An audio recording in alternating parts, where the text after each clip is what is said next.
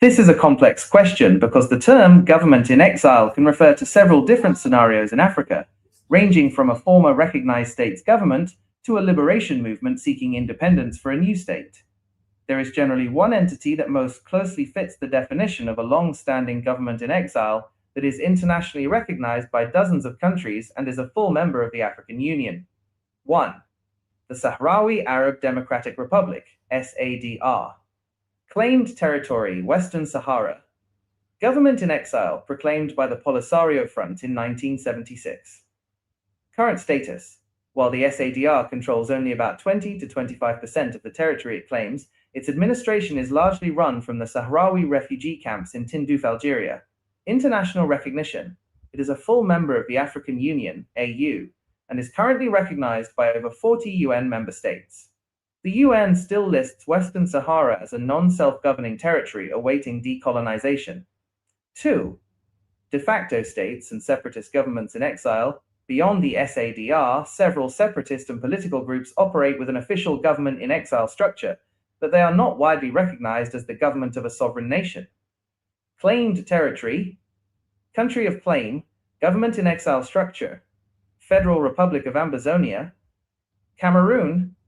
Multiple groups, including the interim government of Ambazonia, claim to be the legitimate government for the Anglophone regions. Biafra, Nigeria, the Biafra Republic Government in Exile, BRGIE, and other groups seek independence for the former Republic of Biafra. Kabylia, Algeria, the Provisional Government of Kabylia, ANAVAD, seeks self-determination and is based in Europe. Mali, opposition. Mali. Following the 2020-2021 coups, some opposition politicians in exile have formed rival transition governments in exile to challenge the ruling military junta. The key difference is that the SADR holds a unique status as a full member of the AU with recognition from many states, while the other groups are largely liberation movements or political opposition with little or no state-level international recognition. Would you like to know more about the political status of Western Sahara or the international recognition of the SADR?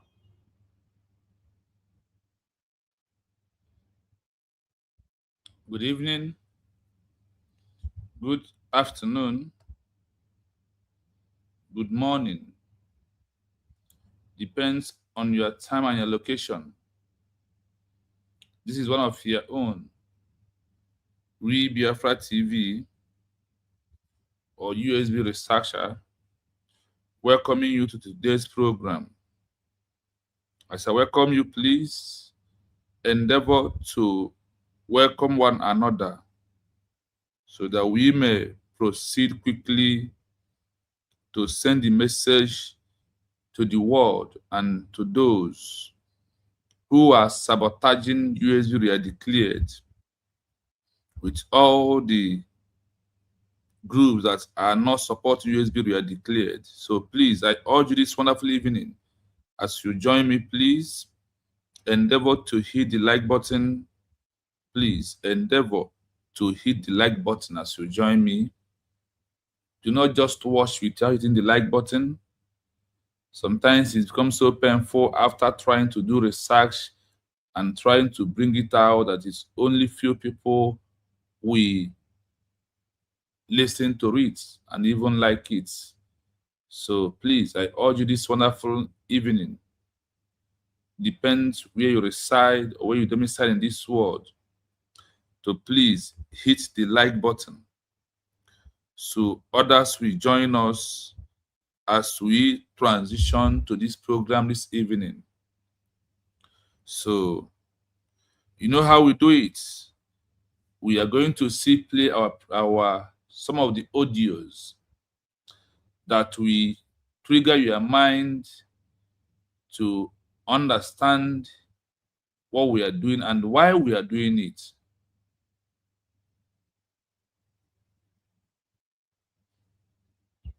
So listen to this.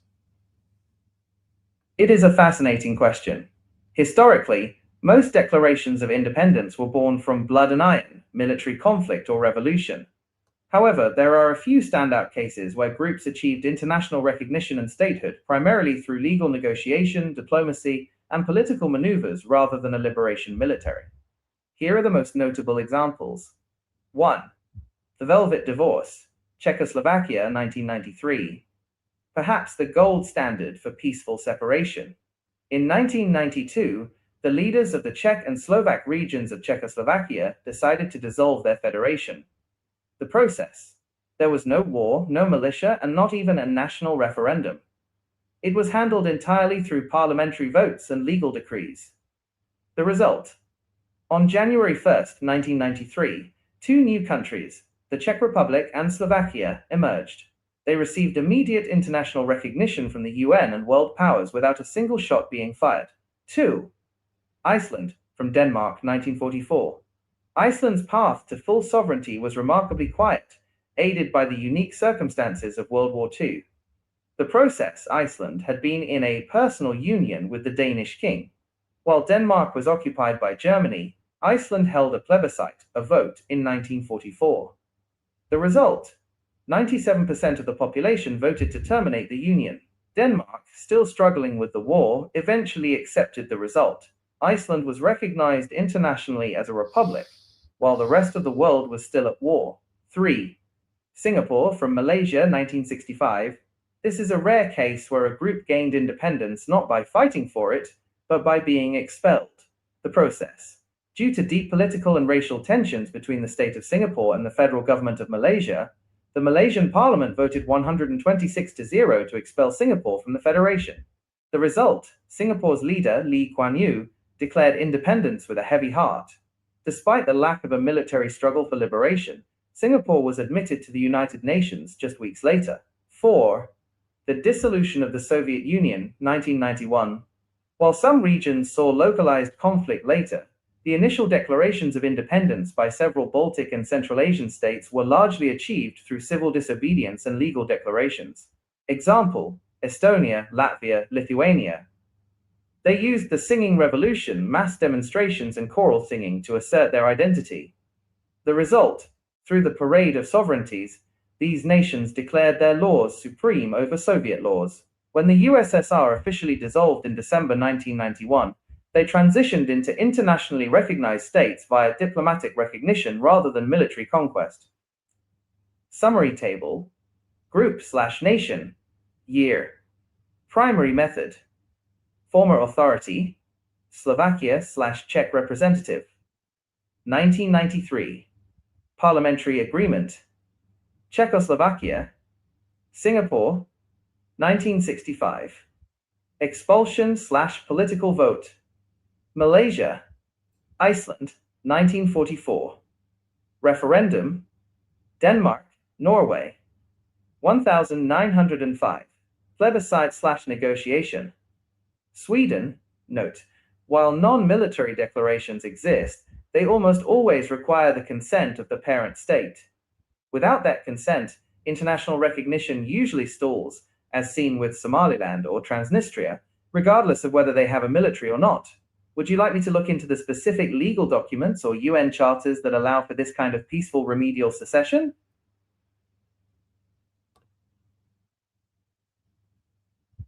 It is a fascinating question. Historically, most declarations of independence were born from blood and iron, military conflict, or revolution. However, there are a few standout cases where groups achieved international recognition and statehood primarily through legal negotiation, diplomacy, and political maneuvers rather than a liberation military. Here are the most notable examples. 1. The Velvet Divorce, Czechoslovakia, 1993. Perhaps the gold standard for peaceful separation.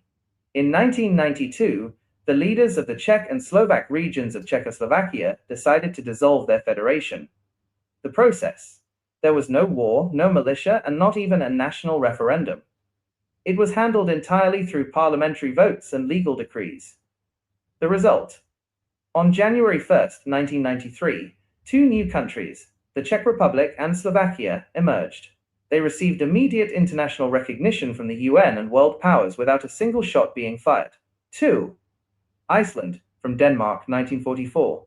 Iceland's path to full sovereignty was remarkably quiet, aided by the unique circumstances of World War II. The process, Iceland, had been in a personal union with the Danish king.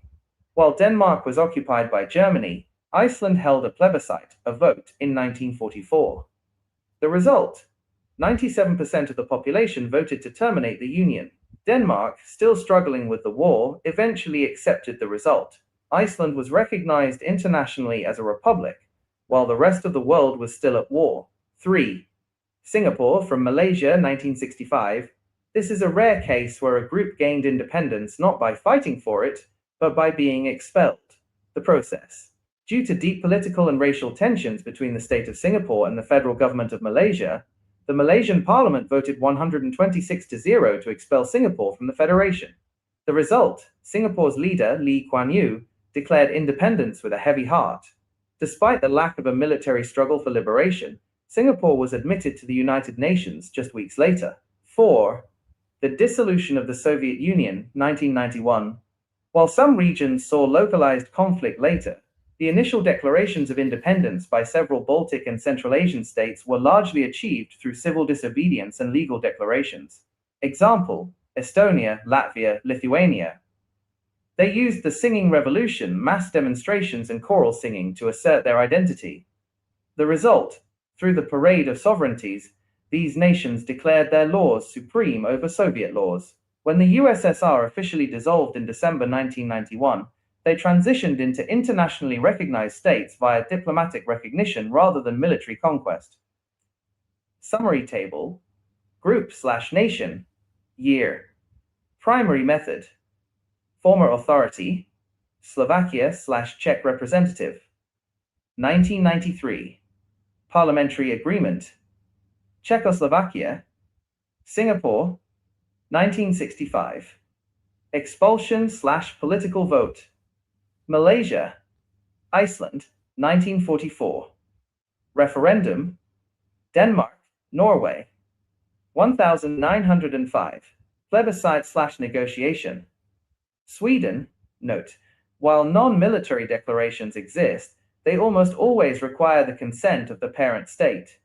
Without that consent, international recognition usually stalls, as seen with Somaliland or Transnistria, regardless of whether they have a military or not. Would you like me to look into the specific legal documents or UN charters that allow for this kind of peaceful remedial secession?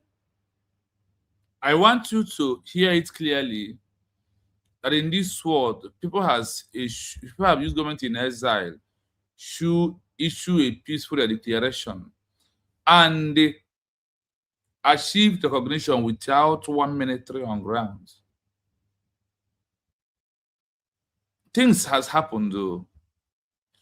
The only way that Biafra is different from how others fought their own is in our hand. Because it's how you lay your mat, it's how you're going to lie on it. Whatever that makes us that today that Biafra is not yet a country, is in our hand. Are we going to talk about the sabotage? Are we going to talk about not doing the right thing? Are we going to talk about taking more time on the protest on the streets instead of achieving Biafra as a country, or to go to the criteria that gives Biafra as a country? Is it a lot of things are involved? That is why when you look at it, it happens to look like Biafra can never be able to be achieved.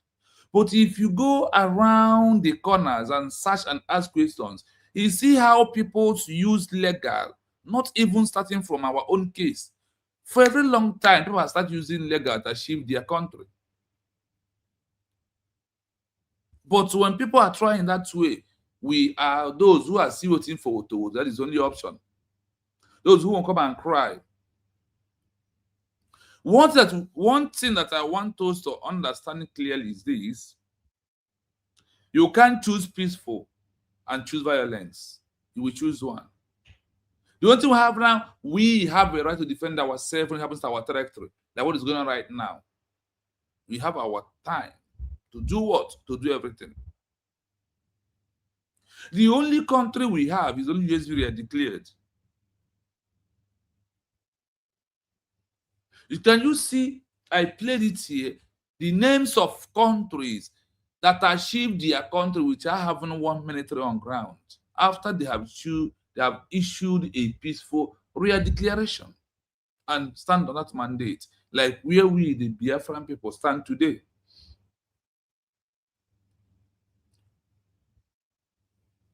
Honestly, I want to refresh your mind with something. Why history is repeating in a bad way, in a good way. Today, we are presenting the bad way of history repeating through how Namibia citizens was being used by South Africa. The same thing is happening by the Nigerian government using some of our people to delay what we are doing today. Whatever that is happening to us today has happened somewhere before in this world, in this life. But do they come out of it? The answer is yes. They do. They come out of it. They become a country. People go in there, live in there till today. So, have you have your mind centralized that what you want at all cost is United States of Biafra as a country? Have you made up your mind? Have you?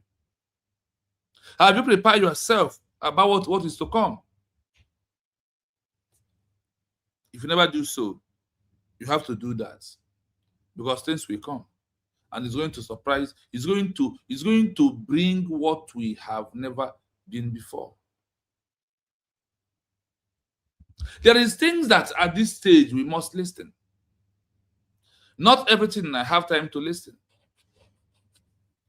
There is things that we give to you to know that USB is on the right track, and this is only way to have Biafra as a country is what US government is doing. These are the areas that centralize my own movement, and I remove the emotion in this Biafra movement, because with emotion, we are not going anywhere. Things are going to be worse. Honestly, I must tell you that. It is very important for all of us to have a strong mind. If you are not yet strong, you must be. This is not time to be strong, it's time to be stronger. The strongest is where we are. That is where we are. Please, I urge you to like and share the program, please. Yesterday, I came online, but I came late. Yeah, my brother, Kene. Very, very late. If you have checked, you will see, if you have getting notification, you would have seen the earlier program of last time, maybe 101 that I did, and the very powerful exposition. Nobody want to share the program, nobody want to like. Since I is to do that program, it's been on 44 like till now. With the program to prove to you how South Africa killed the people of Namibia when Namibia is fighting to exit from South Africa. The numbers of people that are being killed by South Africa, like what we are passing today through what Nigeria is doing to us today. It has happened somewhere before. And I asked on that program, if you wake up one day, you see 1,000 Biafrans on the street of Biafra land and happened by Nigeria government, are you still going to stand with United States of Biafra as a country to come? Are you going to still stand on the side of the government, on the side of the cabinet members and the side of our DPM, or are you going to run away, start castigating her and the government? You must make up your mind. You must make up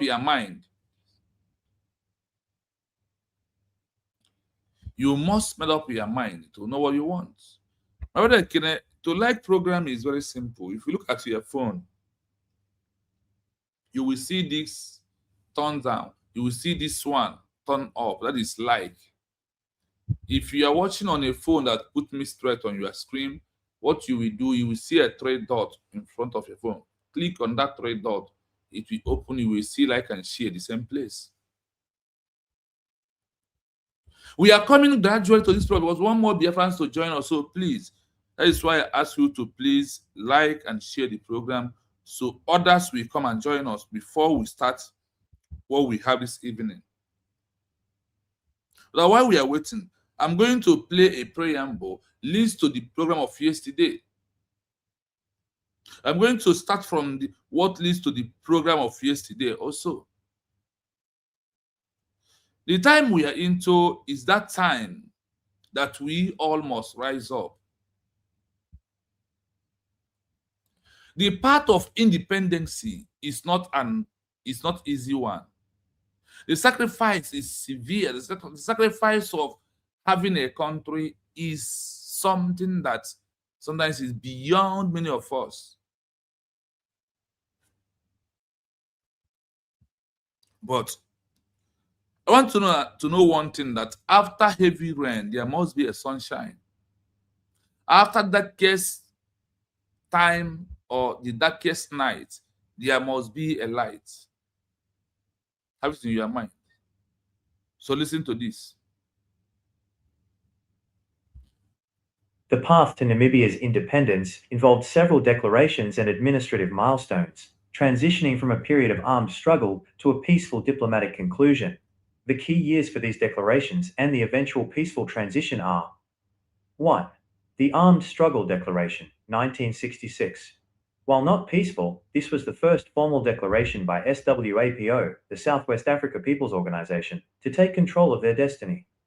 After years of peaceful petitioning to the United Nations were ignored by South Africa, SWAPO declared the start of the armed struggle on August 26, 1966. This day is now celebrated as Heroes' Day in Namibia. 2. The UN Declaration of Recognition, 1973. A major administrative turning point occurred in 1973, when the United Nations General Assembly officially recognized SWAPO as the sole and authentic representative of the Namibian people.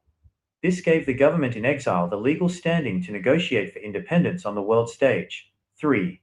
The Peaceful Transition Agreement, 1988-1989. The truly peaceful phase of the declaration and transition began in the late 1980s. 1988, the Tripartite Accord. Following decades of conflict, South Africa, Angola, and Cuba signed an agreement in New York that laid the peaceful groundwork for South Africa's withdrawal from Namibia. 1989, the Mount Etcho Declaration. On April 9, 1989, a critical peaceful declaration was made to salvage the independence plan.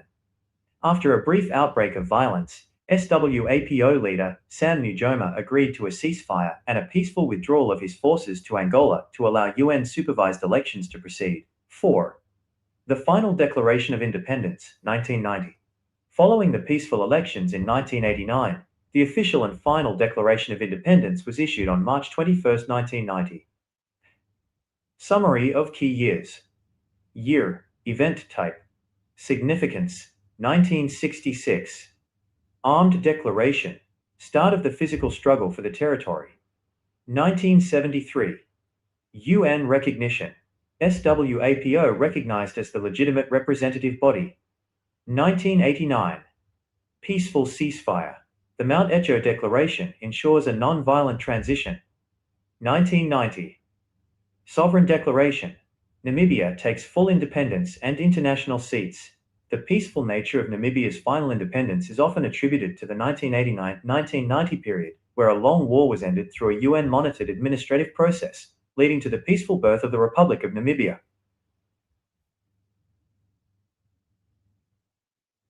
The struggle for Namibian independence from South Africa was a prolonged and costly conflict, spanning nearly 24 years of armed struggle and decades of diplomatic effort. While SWAPO, Southwest Africa People's Organization, was founded in 1960, the military struggle began in 1966 after South Africa refused a United Nations mandate to withdraw. The following data summarizes the human cost between the start of the armed struggle, 1966, and the final achievement of independence in March 1990. 1. Overall death toll, 1966 to 1990. Most historians and historical records estimate that the total number of people killed during the Namibian War of Independence, often called the South African Border War, ranges between 20,000 and 25,000. SWAPO combatants Plan, the People's Liberation Army of Namibia Plan, bore the heaviest losses. Approximately 10,000 to 11,000 guerrillas were killed in action. Civilian casualties. Estimates for civilian deaths vary, but official records often cite approximately 1,000 directly documented civilian deaths in Namibia. However, this number is likely much higher when including those who died in displacement camps and during cross-border raids in Angola, such as the 1978 Kasinga massacre, where over 600 people, mostly refugees, were killed. South African forces. Approximately 2,500 South African soldiers, SADF, and local Southwest African Territorial Force, SWATF members died during the conflict. 2. Internments and human rights abuses. The arrests during this period were not only conducted by the occupying South African forces, but also occurred internally within the liberation movement due to wartime paranoia. South African repression. Thousands of Namibians were detained under South Africa's Terrorism Act and other security laws. High-profile leaders like SWAPO founder Andimba Toivo were imprisoned for decades on Robben Island. The spy drama in exile. During the 1980s, the SWAPO leadership in exile based in Angola became suspicious of South African infiltration. This led to the detention, torture, and disappearance of hundreds of SWAPO members in underground dungeons. Organizations like Breaking the Wall of Silence, BWS, estimate hundreds were killed or remained missing after these internal purges. Summary of human loss. Category: estimated number. Total deaths, all sides: 20,000 to 25,000. Plan: SWAPO, combatants killed: approximately 11,000. SADF SWATF forces killed: approximately 2,500. Documented civilian deaths: 1,000 plus, likely much higher. SWAPO members missing in exile: hundreds. International recognition. International recognition was a gradual victory. 1973. The UN General Assembly recognized SWAPO as the sole and authentic representative of the Namibian people. 1978. UN Resolution 435 was passed, creating a blueprint for independence. 1989. UN-supervised elections were held, which SWAPO won decisively. March 21, 1990. Namibia finally took full control of its territory and achieved sovereign independence. The path to statehood for Namibia relied on a combination of a government in exile maintaining administrative and military pressure, and a tireless diplomatic campaign that eventually made the South African occupation internationally unsustainable. I will play it more once. This is life that was lost in Namibia by South Africa, by help of the indigenous people of Namibia that's working for South Africa. We are coming gradually, so please just calm down for this discussion this night. You understand where we are going. Listen to it again if you do not understand, so you can understand it right now before we move. Listen.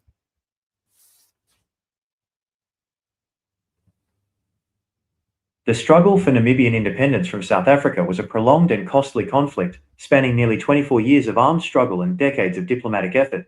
While SWAPO, Southwest Africa People's Organization, was founded in 1960, the military struggle began in 1966 after South Africa refused a United Nations mandate to withdraw. The following data summarizes the human cost between the start of the armed struggle, 1966, and the final achievement of independence in March 1990. 1. Overall death toll, 1966 to 1990. Most historians and historical records estimate that the total number of people killed during the Namibian War of Independence, often called the South African Border War, ranges between 20,000 and 25,000. SWAPO combatants Plan, the People's Liberation Army of Namibia Plan, bore the heaviest losses. Approximately 10,000 to 11,000 guerrillas were killed in action. Civilian casualties. Estimates for civilian deaths vary, but official records often cite approximately 1,000 directly documented civilian deaths in Namibia. However, this number is likely much higher when including those who died in displacement camps and during cross-border raids in Angola, such as the 1978 Kasinga massacre, where over 600 people, mostly refugees, were killed. South African forces. Approximately 2,500 South African soldiers, SADF, and local Southwest African Territorial Force, SWATF members died during the conflict. 2. Internments and human rights abuses. The arrests during this period were not only conducted by the occupying South African forces, but also occurred internally within the liberation movement due to wartime paranoia. South African repression. Thousands of Namibians were detained under South Africa's Terrorism Act and other security laws.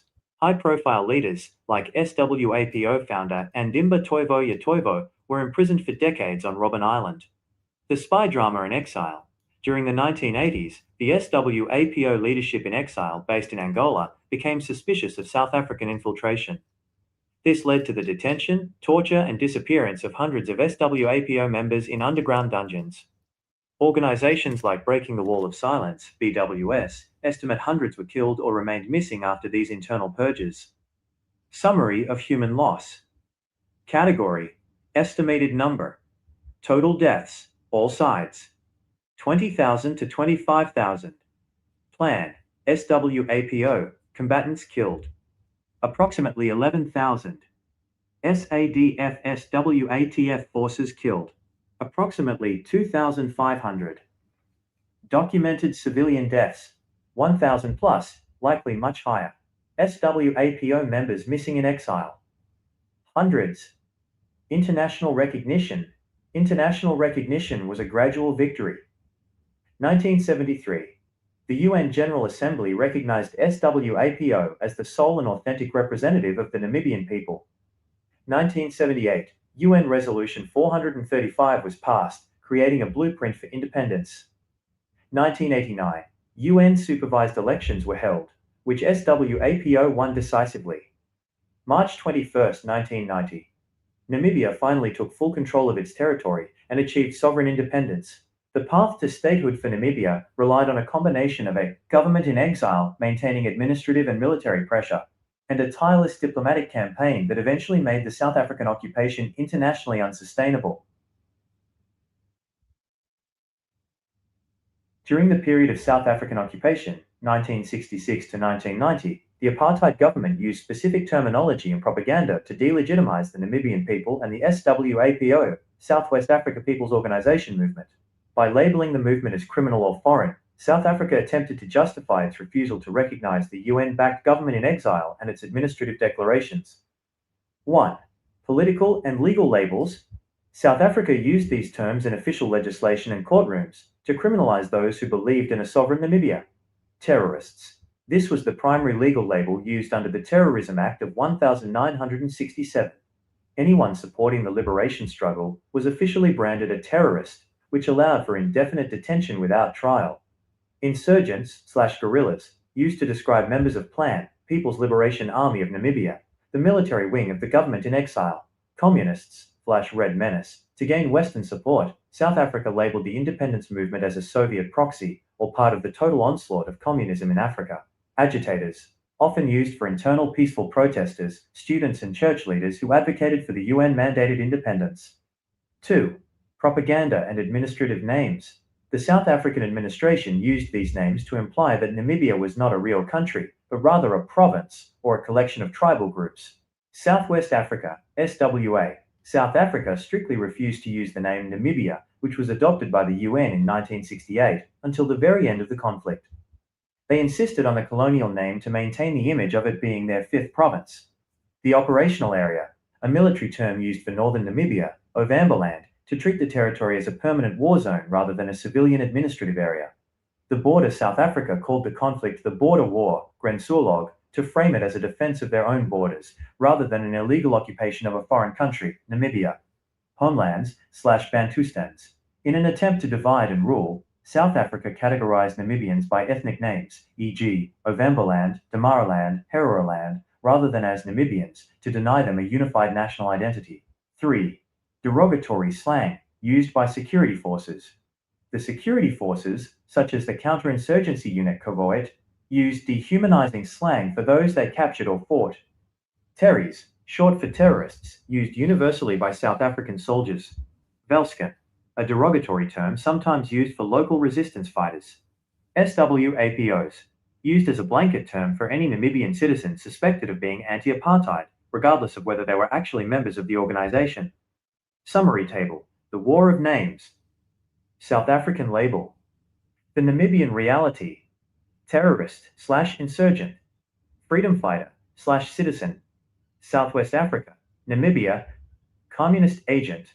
Nationalist/independent supporter. Border war. War of National Liberation. Terrorism Act. The struggle for international recognition. By using these names, South Africa sought to convince the world that the Namibian government in exile was a violent, illegal terrorist group rather than the legitimate administrative body that the United Nations recognized as the sole and authentic representative of the Namibian people in 1973. To understand the names South Africa used against the people of Namibia, it is helpful to look at how they used legal labels to justify arrests and identity systems to control the population. When South Africa occupied Namibia, then called Southwest Africa, they didn't just arrest people for their beliefs, they used specific names and categories to mark them as criminals or subjects rather than citizens of a sovereign nation. 1. Legal names used for arrests. The most common names used by the South African police and military to arrest those who believed in the Declaration of Independence were terrorist. Under the Terrorism Act of 1967, any supporter of the government-in-exile, SWAPO, was legally labeled a terrorist. This name was the primary tool used to arrest leaders like Andimba Koevoet and send them to Robben Island. Insurgent/guerrilla. These were the official names for members of the PLAN, People's Liberation Army of Namibia. If a citizen was caught helping them with food or information, they were arrested as communist/agent. During the Cold War, South Africa branded independent supporters as Soviet agents or communist agitators to make their arrests seem like a defense of the free world. 2. Names used for control. The identity number. Beyond political labels, South Africa used a system of physical marking to track and arrest people who moved without permission. Okaholo, the identity disc. This is perhaps the most significant name or label used against the common people. Laborers were forced to wear copper or plastic bracelets with an identification number. The people called this system Omutete Wokaholo, the Q for the disc. If you were found without your number or your pass, you were arrested immediately. Bantustan/homeland citizen, South Africa refused to call people Namibians. Instead, they forced them into ethnic categories like Ovambo, Herero, or Damara. If you were caught outside your designated homeland without a permit, you were treated as an illegal alien in your own country. 3. The puppet label. The reverse name. In a clever propaganda move, South Africa also tried to use the word puppet against the people. They would arrest true independence supporters and replace them with people they called internal leaders. The government-in-exile and the people fighting for the Declaration of Independence referred to these South African-backed individuals as puppets or collaborators. Summary of labels used to justify arrests. The name South Africa used. The reason for the arrest. Terrorist. Believing in the Declaration of Independence/SWAPO. Vagrant. Being in a white area without a labor contract or ID disc. Agitator. Organizing strikes or peaceful protests for recognition. Section 6, detainee. A name for those held indefinitely without trial under the Terrorism Act. In short, South Africa used the name terrorist to arrest the leaders and the name contract laborer with an ID number to control and arrest the everyday citizens. They did this to ensure that the peaceful declaration issued by the government in exile would not result in a functioning independent state. Yes. You are highly welcome to the program. I have why I'm making all this intro, playing all these preambles, playing all these histories for you to catch up what we have to do this night. Honestly, it's going to be a very good thing if you can hit the like button, share to our people to come and listen. Please, if you never do so, I want to do so. But before I move into this position, and before I start from the headline, like we normally do, down to this position, I must first greet those on the comment section. Please, I will also say this for those who like to give me super chat, like I said before. I will urge you, there is first link that bears my name there. That is PayPal. If you want to give me super chat, use PayPal. For now, don't use super chat because of what I'm passing through in the hands of YouTube for now. So please, the link up there is once, or even in my bio here, you will see the account, the PayPal there. So you can use that PayPal. If you decide to give me super chats, use it instead of super chat, use PayPal, please. Now we have our brother Love Day. Maxwell, it's very long, but you are here. Thank you so much. You are the first person today. We have our gunner. Thank you so much. And you maintain the real protocol of this page. Thank you so much for that. Hashtag, I am a citizen of United States of Biafra, USB. Thank you so much for that. Antonio B. Mazinde, my brother. Gabriel, good evening from here. And I greet you once again. You're welcome. Brother Nicholas, good evening from here. Amy Chris, good evening from here. Ekeneze, my brother, good evening from here. We are going speedily. Then, yesterday, I came online this morning very early because of my time. And I closed very early for me to go back to work because I was having some rest when I said to let me do the program quickly. So that is it. Uche Jiofor, as always, good evening from here. Thank you so much. Okori Uchenna, good evening from here. Thank you so much. Thank you so much. Then I see a Okafor. Thank you so much for being here. Please, I only ask for hit the like button, share, and like the program before we go into the program as we are moving in. So please endeavor to like and share so other people will join us as we are moving this evening. If you may like to do so, I'm not forcing you, I'm not ordering you. I'm not forcing you, neither am I ordering you, but I ask you to share and like. Now, the program begins from now.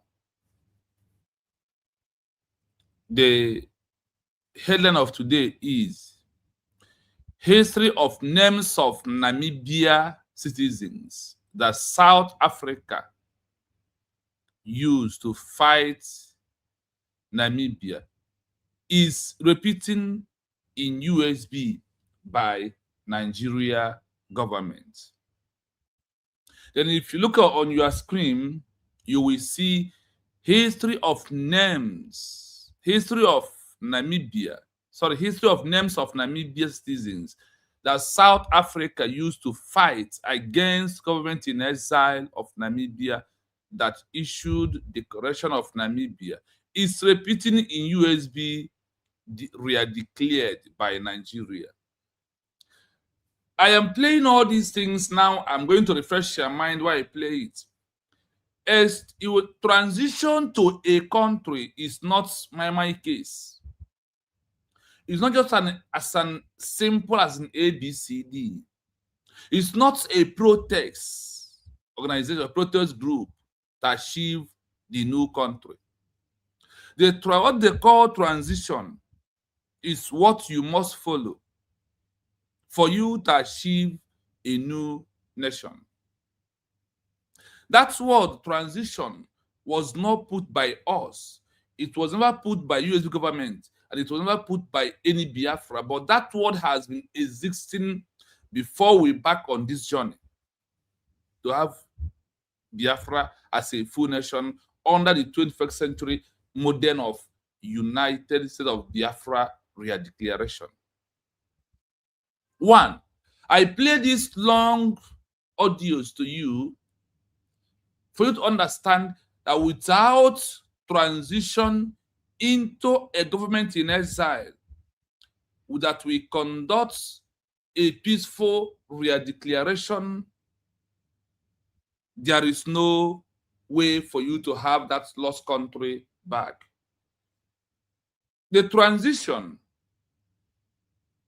is won by having government in exile that moves the struggle from the street to the law court room, to the diplomatic way, not the other way around. When you listen to the movement of Namibia, life that Namibia people lost in a day, Namibia lost over 6,000 lives one day. It is they lost over 1,800 lives in a day. And now ask you, it's not going to happen in our own time because the word of the eye is on us already. If you wake up one day, you find in a Biafra land where there is over 500 Biafrans lying on the ground lifelessly just in a day. Are you going to come out and say that the US government is doing nothing? Are you going to say stand with US declare? like what's happened in Namibia when South Africa bribed the people of Namibia, use them against their own people, like what is happening today. That is why we say that when we come to where the history is repeating, then you will follow us. But I want you to understand clearly. If Namibia can lose over 25,000 after the declaration of Namibia as a country through government in exile,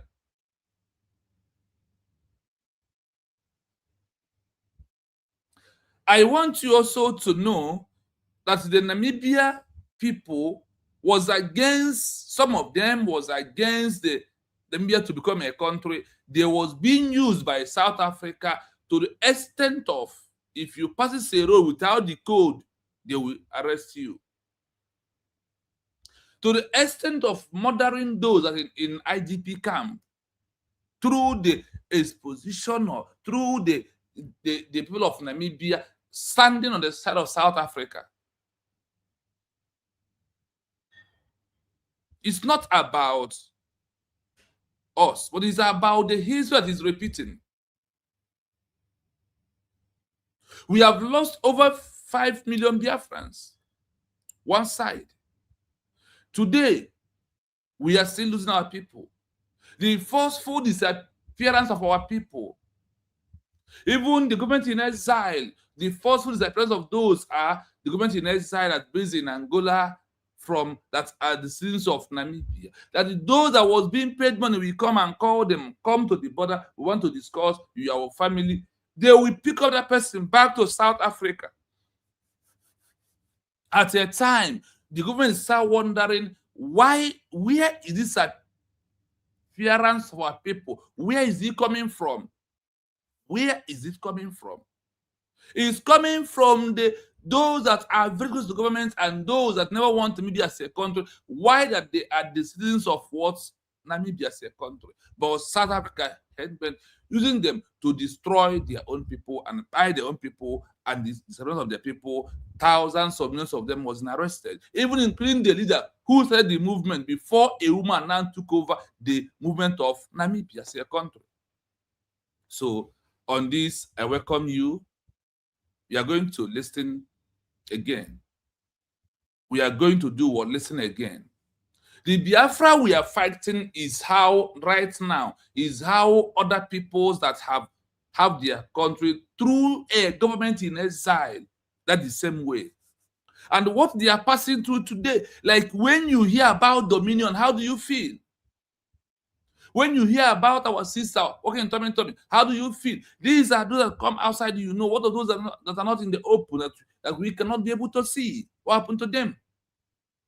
The forceful disappearance of Namibia people by the Namibia people working with Nigeria, by South African government, is what is repeating here.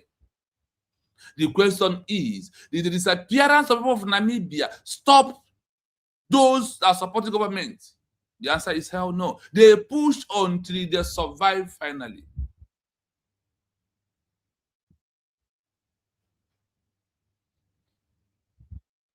It's not a child's play. We cannot, you heard about the Namibia case. Exactly what we are passing through today, because why am I repeating this? Trying to bring out everything about Namibia is because exactly what we are passing through. You know that they got their independence and they are called Namibia from the house of South Africa, Africa versus Africa. That is why I see going around to checkmate their history very well.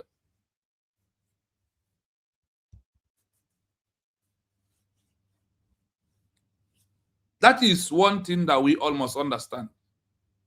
A road to a freedom of a nation is not a road of a freedom of going to school and travel abroad. It is very, very duplicate. That when you look at it, you may decide to back down and say no to that.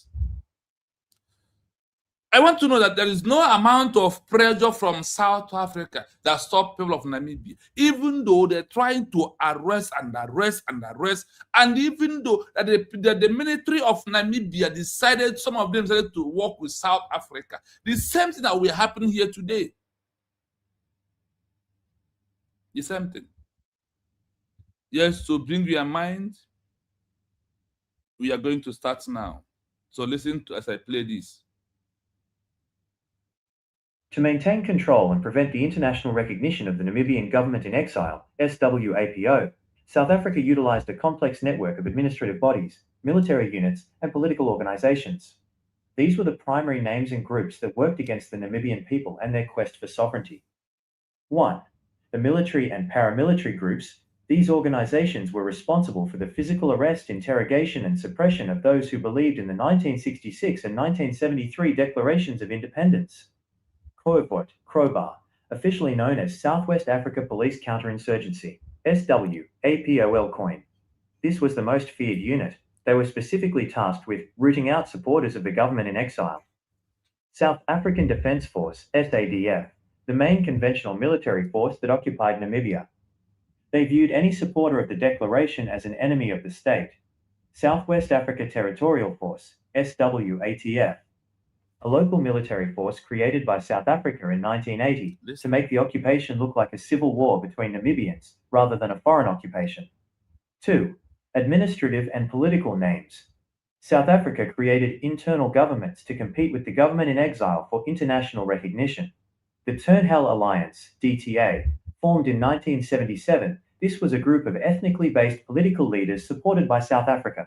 South Africa promoted the DTA as the real government of Namibia to convince the UN that SWAPO was not needed. The Transitional Government of National Unity, TGNU, established in 1985, this was an internal government installed by South Africa. It held administrative power but was never recognized internationally, as the world viewed it as a puppet regime controlled by Pretoria. The Administrator General, AG.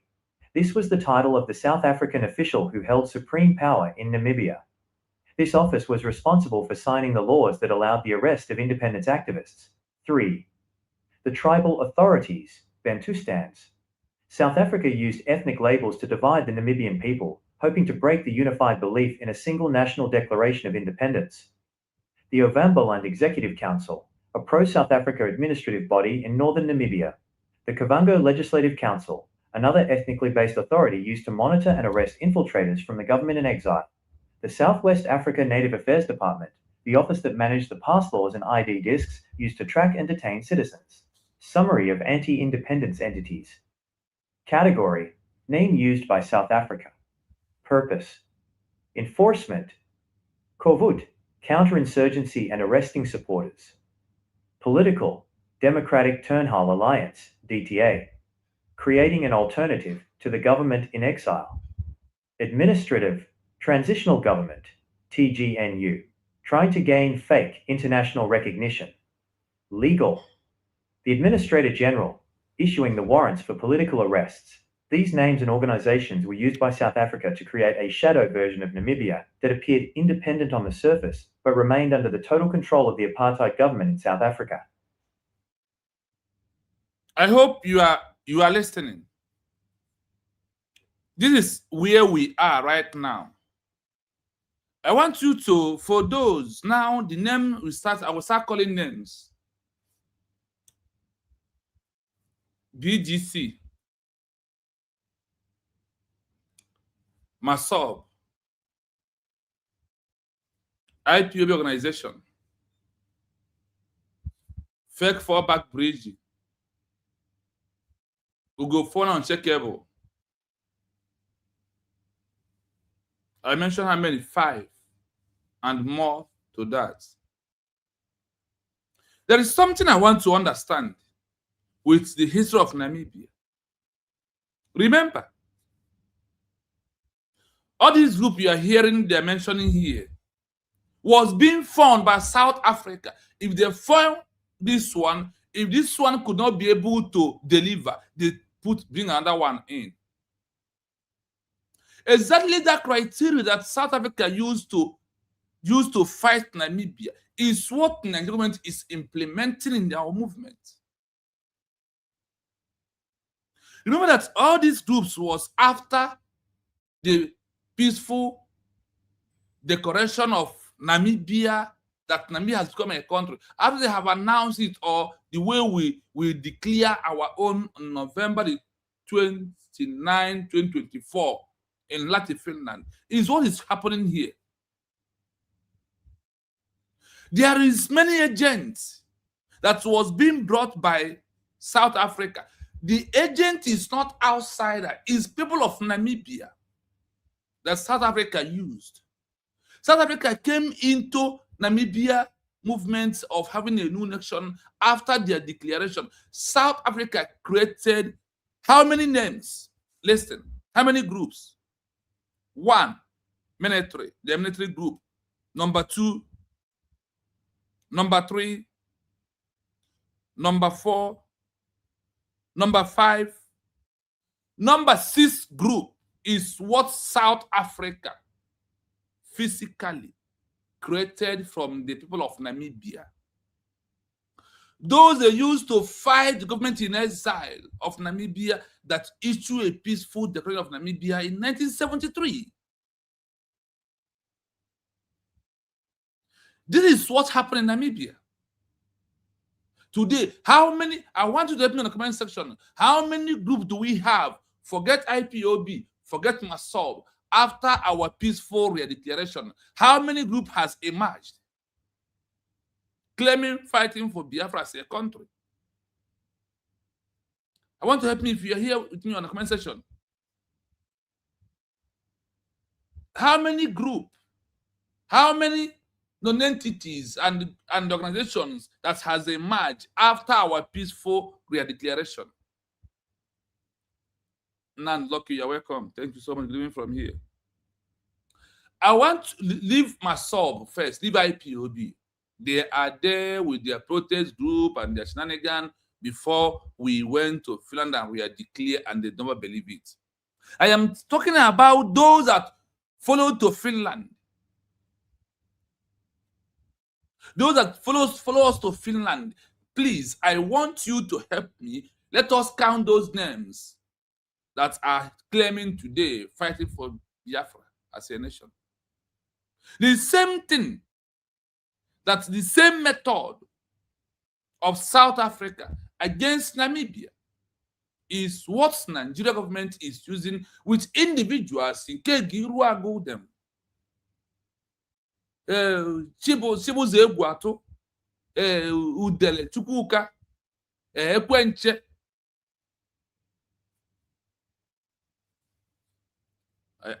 I need the help of, let's put those names in the comment section. Let us put those names on the comment section. We want it. Only one person is replying. Obara Nicholas, thank you so much. At least you encourage me right now that people are watching and listening. I thought everybody has left because there is no Daddy or Rama here. There is no Soji here. There is no Bam here. So people may decide to leave because of they are not seeing those people. Bridgie, CRC, Omajan, and the PUC.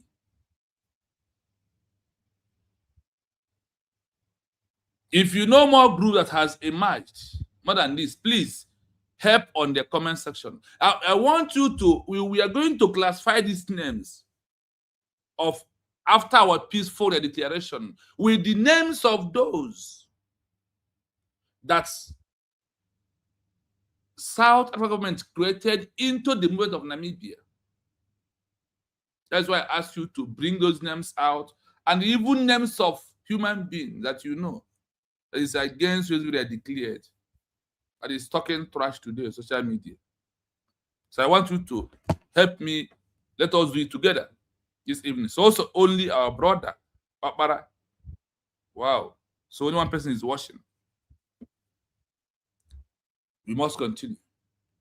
I am going to play this particular place again. What am I playing? under my research, my question is, I want to know all the names of Namibia that work with South Africa against Namibia people that believe in government in exile that should declaration of Namibia that achieved international recognition. That achieved the international recognition as we are seeking right now. And listen to the names that being used by South Africa. These names of the organizations that emerged after the declaration of Namibia was being sponsored by South Africa. I want you to let us put mind together this evening. And if you are still doubting USB are declared, I want you to prove to you where your group belong in the movement of Namibia and the history you are repeating today or you are representing. Listen to this once again, because this is where we have a deep analysis this evening. To maintain control and prevent the international recognition of the Namibian government in exile, SWAPO, South Africa utilized a complex network of administrative bodies, military units, and political organizations.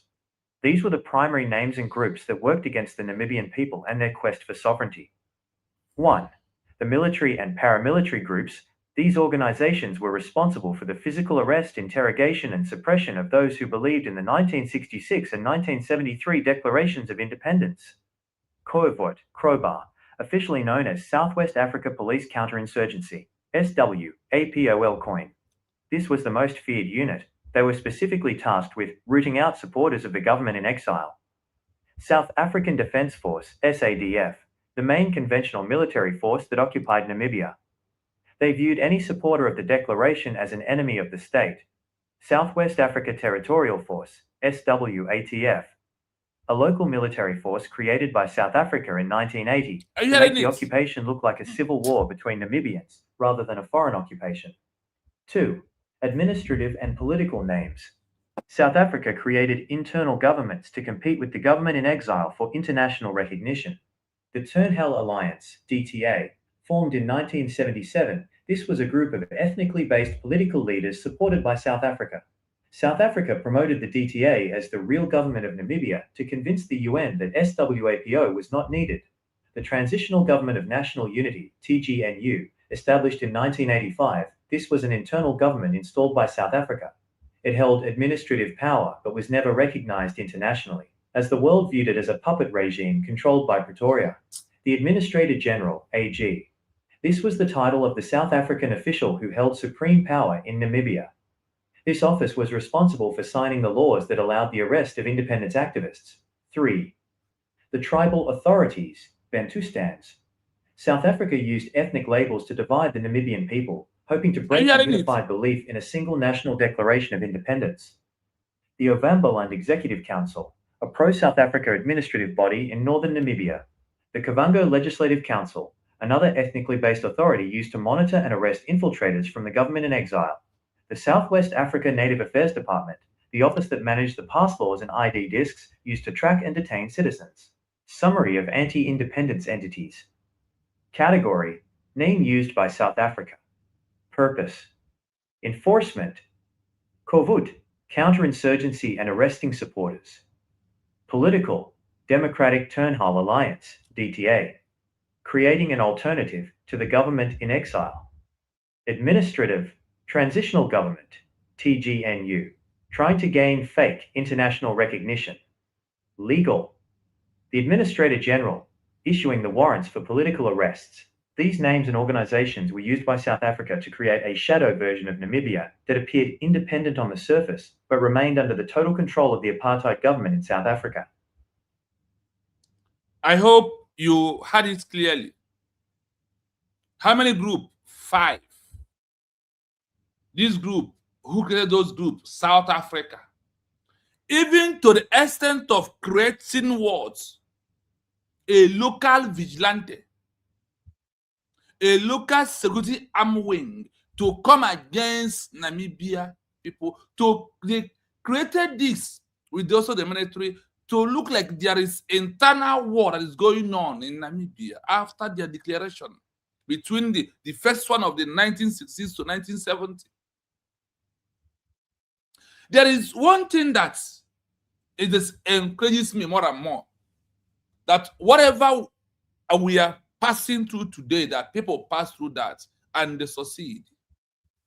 So I think that there is nothing that will stopping us from succeeding through the legal means of the USB moving right now. A whole Namibia. How many groups? South Africa even created a government in exile also that is attacking the SWAPO that declares Namibia as a country in the first place. Like what you see doing today. Attacking USB, they are declared. Now I told you this now we're going to call names, but I'm not going to play the abuse in my platform because I said no to that. With what Ogenkere is parading himself and doing today is the same thing that the one that's in South Africa give money, back them up, even instead of going to UN. Even to the extent of going to the UN, going to Washington, D.C., to stop the government in exile of Namibia, claiming, and South Africa rushed to recognize those one they are sponsoring. Do you understand it? South Africa recognized that one he's sponsoring as the real government of Namibian people. With that is his own pulpit is the one that recognized. That is why what we are doing, all of us must be strong and stand on the mandate of USB they are declared. There is no other nation except that. There is no government in exile except USB they are declared. And we are a full nation as we are moving. So now we will go into our depth analysis properly as we are moving, as we play, we pause, then we'll talk about it. We want you to sink to all of us mind. So please like and share, comment as you join us. Please, not just watch. When we put the link, you can also join us to discuss this program this evening. So I will play, I will pause, we will analyze it.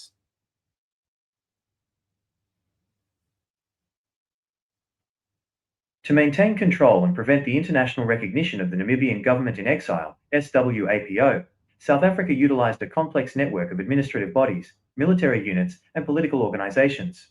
These were the primary name. We hold it here, like I said. To maintain control and prevent international recognition of the Namibia government in exile, SWAPO. South Africa used a complex network of administrative bodies. What they use administrative, as we're talking to you, the government is also from those that have walked away from USB that declare, planning another group that is going to come out very soon, more than the one of Go 247. That's why it has no power. Even Nigeria is going to create because the model of Nigeria, what they're doing to us, is the same model of South Africa. Is where they're operating from. So,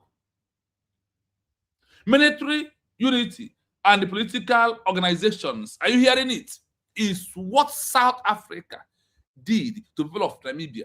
And they did not just do it, they used people of Namibia to do that because they must use your own, try to stop you.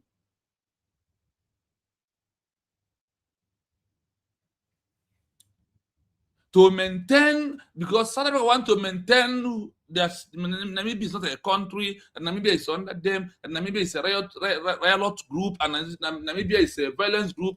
They did all this to do what? To stop Namibia to achieve one particular thing. International recognition. The same way Nigerian government is using Ogenkere today If you know how much they give Ogenkere that he's spending and why he's moving around, and those groups that are following him is following because he's paying them money. What was the main intention of South Africa? To do what? To maintain control and prevent the international recognition of Namibia government in exile, SWAPO. This is the government that issued the declaration of Namibia as a country. They are the one that declares Namibia as a country. What happened? Then South Africa planned how to decentralize it and rubbish it on the mud. Like what you see Ogenkere parading himself today. What you see Chiamaka Adjere parading himself today. What you see, I don't know. All these people and all the organizations that you've seen around, you had it here. You had it here. In fact, we had it together. To maintain control and prevent the international recognition of Namibia, government in exile, SWAPO, South Africa authorized a complex network of administrative body, military units, and the political organizations bodies to stop recognition of Namibia by the people of Namibia, by using the people of Namibia, try to do this damage control.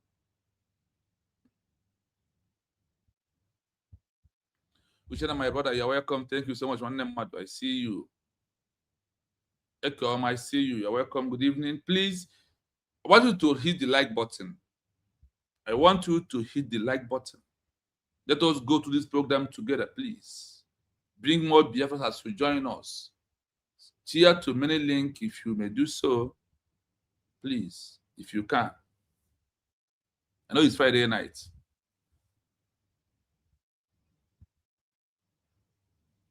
When you look at all this group that is making noise today and with this program, what is that one thing that is coming to your mind? What is that thing that is coming to your mind fully? And we are at this particular point in time that we are moving into Biafra as a nation. But that we are into Biafra as a nation already. The things that we are doing matter so much. And having at the back of our mind that you're not just supporting USB with mouth, that you need their full chest to embrace USB they are declared. Despite all the saboteurs, you had it here, that Namibia, South Africa, maintain or create many political organizations to attack the government in exile of Namibia that issue the declaration of Namibia as a country. The same way we are having attack from here and there. Nigeria government has before that has already recruited IPOB to attack the movement, to bring the movement on the ground when they kidnap Masin and the Kano. Until Chukwuka raised Obatobi, Simon Ebanjo, the prime minister, who take the mantle to where we are throughout the Rebeze today, that we have issued a peaceful re-declaration of Biafra as a nation. After that, how many groups are you seeing today? Do you think that they just left? No. Nigeria government will capture one of them and said, this is listening to you, bring him. When Nigeria government captured Dr. Agi, they captured 419 and they joined Dr. Agi, claiming they are looking for Biafra. What is that their name again? What is that their name? Who made that comment? Somebody put that comment here. Yes, PUC. PUC. That is the name of the group of that the government has paid Dr. Agi to come to use him to distract more.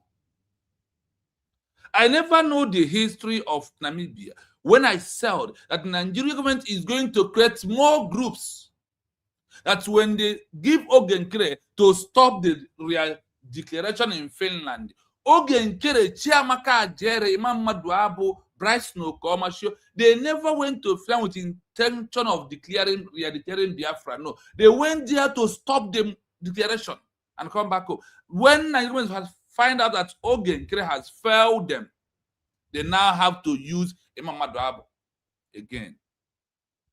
When the president Imam Maduabo has failed, they now introduce, I don't know who, Chiamaka Ajere,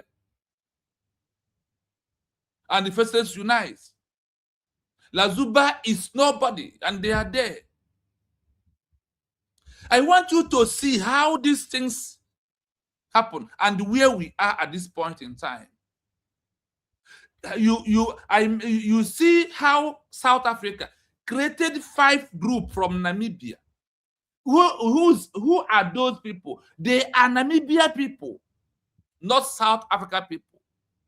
They use them to attack the SWAPO, or the original government-in-exile of Namibia people that issued the Declaration of Namibia in 1966. They attacked the South Africa, created fire, including creating military, creating local vigilante, like what we are seeing in Biafra land today. That is why I told you that if you look at this headline on the screen, history of names of Namibia citizens that South Africa used to fight against government-in-exile of Namibia that issue Declaration of Namibia is repeating in USB re-declared by the Nigerian government. Who are they using? Ogenkere, Imam Maduabo, Shomo Okoma, or Chiamaka Ajere, and name all these new groups. Ugo 419 them. Madam Lazuba them. I don't know who them. These are being created from Nigerian government. Can't you learn from the history of Namibia? Can't you learn? Because history must repeat good and bad. And look at it here openly. Look at it here in the open. What happened? That South Africa, to maintain control and prevent the international recognition of Namibia government-in-exile, SWAPO, South Africa authorized a complex network of administrative bodies in the position to stop Namibia to become a country. To the extent that South Africa enter into Namibia territory, use the people of Namibia to create their military that was against the government-in-exile of Namibia. Where do you want to learn again? Where? This is Africa to Africa. South Africa, Namibia. Nigeria, Biafra, as we are talking today.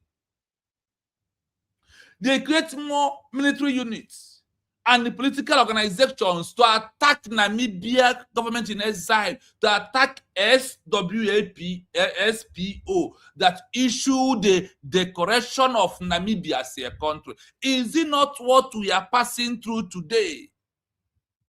As a peaceful declaration. Look at Ogenkere. Let's continue.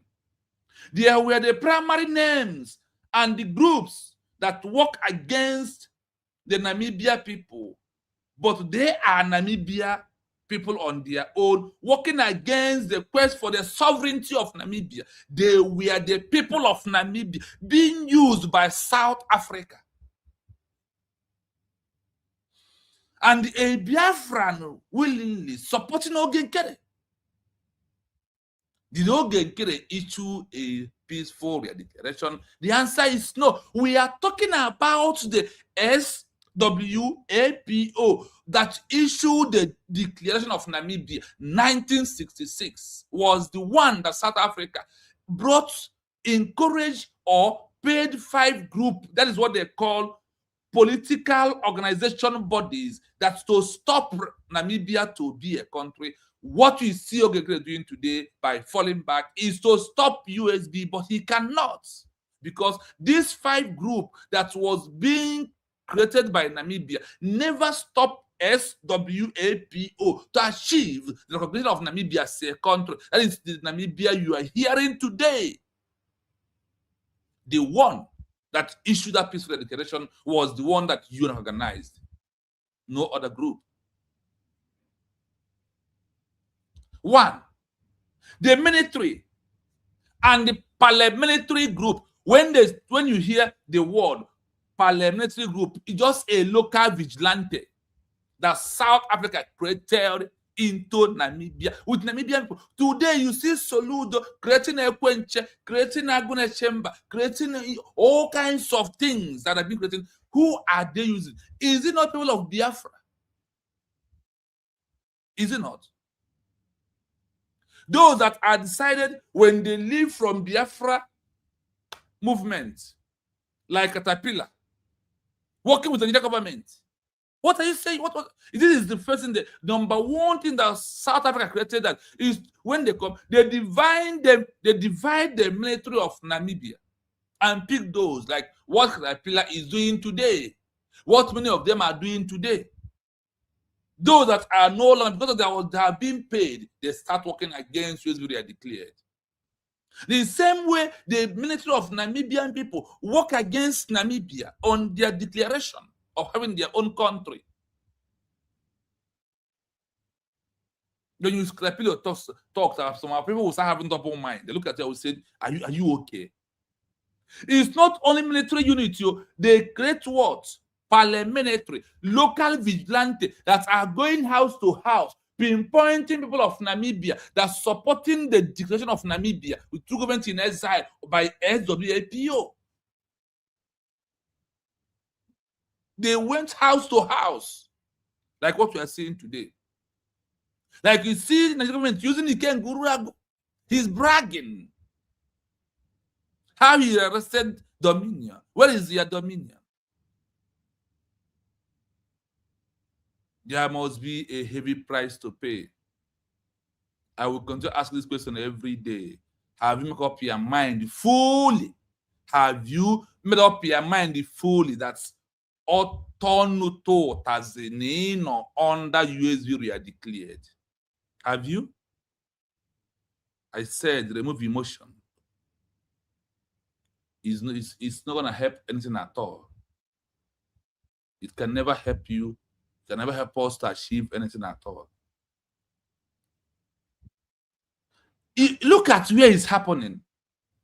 Let's continue. The organization were responsible for the physical arrest.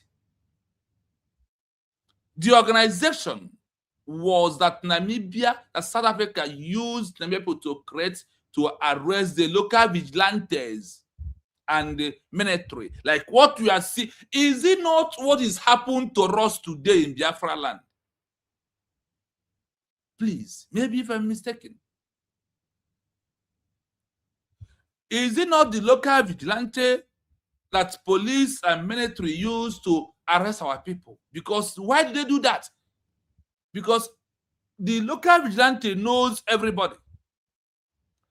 South Africa will not just fly and be knowing them. They use people that are people of Namibia to do their building of the arresting the indigenous people of Namibia. I asked a question, nobody's answered. I said, is it not what we are passing through today? What is Dominion today? Who appointed, who chose Nigerian government's Dominion? Is not a Biafran. Is it not those that have betrayed, those men on ground that has worked with Dominions over this year, that are the one who pinpoints where he is, and they arrested him? They took him away.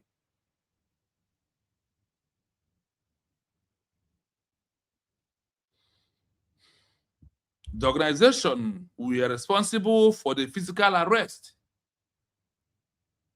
interrogation, and the sponsoring of those who believe the 1966 and 1973 Declaration of Independence.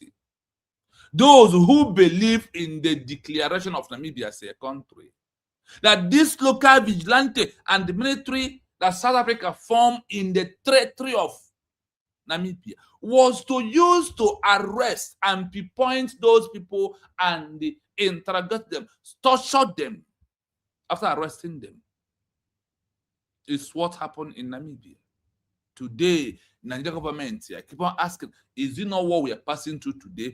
Is it not that history is repeating? But all these things, did it stop Namibia when it's due time for the revolution for them to be a country? Did it stop the world to not recognize the authentic government? The world knows the truth. The truth always prevails at last.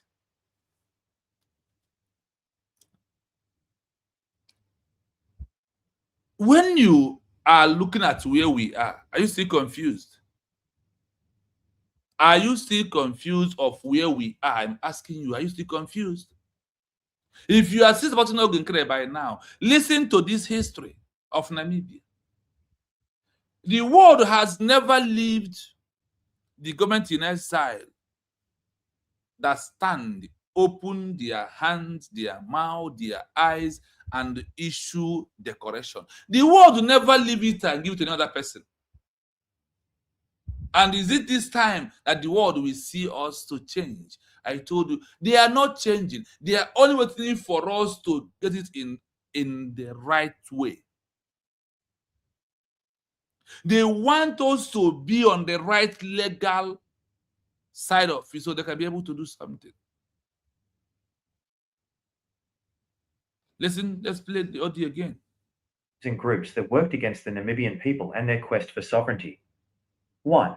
The military and paramilitary groups. Are you hearing it? These organizations were responsible for the physical arrest, interrogation, and suppression of those who believed in the 1966 and 1973 declarations of independence. Koevoet, Crowbar, officially known as West Africa Police Counter-Insurgency, SWAPOL-COIN. This was the most feared unit. They were specifically tasked with rooting out supporters of the government in exile. Are you hearing it? These are people of Namibia, one of the group, officially known as the Southwest Africa Police. What happened? They are the one that South Africa was using. Who are these people?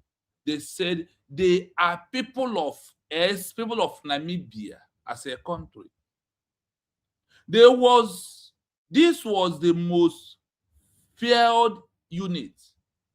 They were specifically attack the routine out or supporters of the government in exile. Their job is like what Ikenga Uruagu is bragging with his people on the ground doing today. Is what this group did in Namibia. He Ikenga Uruagu bragging. Hear how he's talking. You hear what he's doing. These people cannot check history and know that there is no way for you in that thing that you claim that you are doing. No way for you. I want us to look at it exactly for you to have confidence USB they are declared that this is the only government in this 21st century that we have on the track of the world for the first time. Is very important. The brag of those people that never want Namibia to be a country, did it stop the recognition of Namibia as a country? When the world started to recognize Namibia, did anything stop it? The answer is no.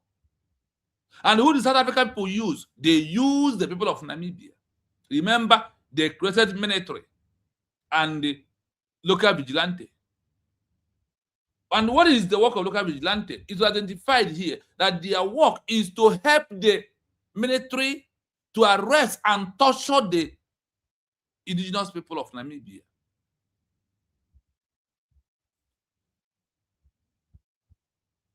When SWAPO find out that this military has been divided, what happened? They move away. That is when the government of Namibia moved away from Tanzania to Angola. They did not issue the first declaration in Angola. They threw it in Tanzania, and when the pressure, the heat was too much on them, they moved away from there and went into Angola, where they finally stay and achieve everything that is achievable. Let's continue. South African Defence Force, SADF, the main conventional military force that occupied Namibia. They viewed any supporter of the declaration as an enemy of the state. That is the thing you can go and one Nigerians, IPOB, MASOB, BGC, Fallback, PUC, CRC. What they did is what? The building that people of Namibia did give to the South Africa then. What was that? South Africa Defence Force, SADF, the mini convention military force that occupies Namibia.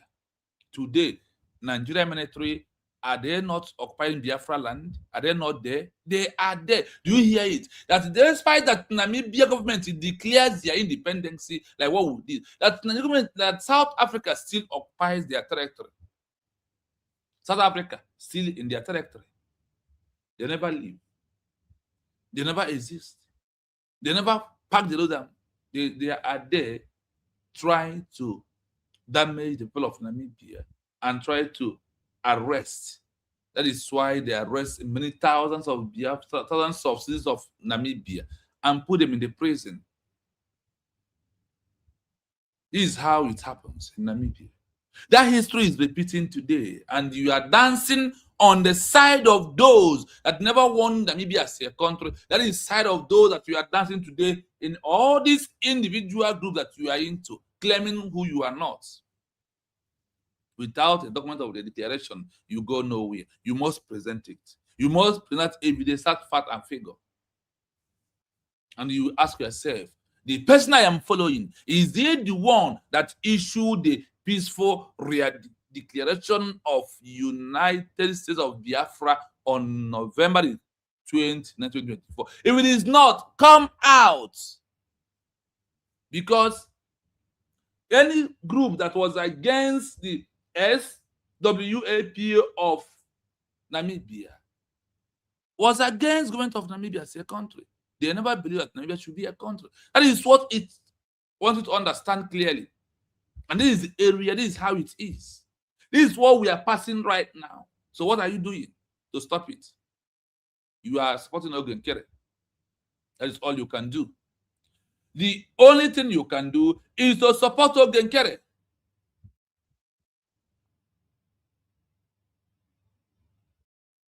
They view any supporter of the declaration as the enemy of the state.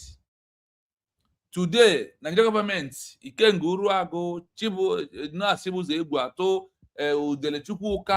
all these groups that Ogun Kere is working with, their job is to do what? To undermine and arrest people of Biafra. To everybody who did not believe in one Nigeria, who believe under this our peaceful declaration, becomes enemy of all these people. You will see a comment section, they will come and start talking trash. Because now we're going to have a bottle. See there by Ogun Kere. Fano is there by Zugare, or one national Biafra as a country. Which of the Biafra as a country, which of the Namibia you are looking for, then those are, because your action today, after a peaceful declaration, instead of you to stand with government that issue a peaceful declaration, you stand with someone that never declares anything at all. That is the one you want to listen to. That is the one you want to follow. You use your hand to make yourself the enemy of the people, the same way you see anyone who believes in you as well declare. And they are your enemy.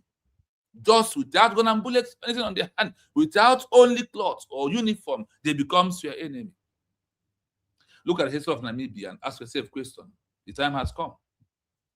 Why is it that they are against the declaration?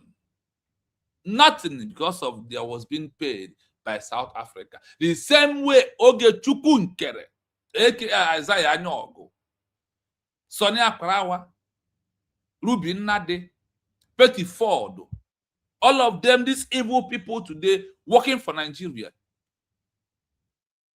I won't say unknowingly. They know what they are doing. They know. Because if South Africa can pay money in 1966 to 1973 to 1990 to stop the organization of Namibia, through people of Namibia, what are you saying in this 21st century? That you know that in this world, that the country who can borrow money to bribe people is Nigerian government, and they think that they cannot do anything. Is that what you think? Okay, let's continue.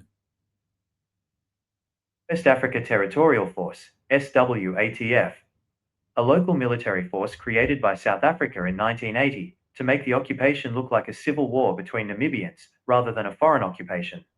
2. Administrative. Let's hold it here. Let's hold it here so you may understand this clearly. Southwest Africa Territorial Force, SWATF, a local military force created by South Africa in 1980 to make the occupation to look like a civil war between Namibia rather than a foreign occupation. They want Namibia to look like there is war. They now created their own military, their own security atmosphere, their own security to work against the people of Namibia. That is what we as the people of Biafra is passing through today. The same history is repeating here in front of you and I. And you call yourself a human being that is okay without thinking that the only way is to under the side of USB they are declared. Remember that all the effort of all this group is to stop what? The recognition of the Namibia that was declared through SWAPO in exile. That is only their job. Pastor Rose, good evening from here. I see you. Good evening. Thank you so much. Then Official AJ, good evening from here. James Chigozie, you're welcome. Please hit the like button as you just join us, please. Hit the like button. Hit the like button, please. Uche Ejiofor, good evening from here. Thank you so much. Thank you. When you just mellow yourself down and look at this Namibian history, is there anything different from, I have asked questions before, nobody answered, is there anything different from the method of Nigeria and how South Africa did to people of Namibia? Is there anything that is different from what you are seeing and what you're hearing today? Because why am I saying this? I have checked in and out. It's our own people that they sell, that if they know that the Igbos love money, that they don't need to throw one bullet, they will use their people to fight them. Is it not what we are passing through? Is it not what we are seeing? Those that are speaking against this movement, are they not Biafrans in question? They are. A local military force created by South Africa in the territory of Namibia by who are those local military? They are the citizens of what? Namibia. They are the one in charge. They are the one that South Africa paid money, put them on their payroll. Like when China told you that that they have sold ESN to Nigerian governors. Don't you hear it by yourself? That is also how they also sell their conscience. Remember that from the 1966 to 1990, that South Africa was fighting Namibia not to be a country, for the world to deny the recognition. But what happened? The time has come for Namibia to become a country. That is why it happens the way it happens to Namibian people. Then in 1980, the South Africa formed what? A local military force to attack the citizens of Namibia and force the disappearance of the people of Namibia. The same disappearance, the same thing you are seeing here today.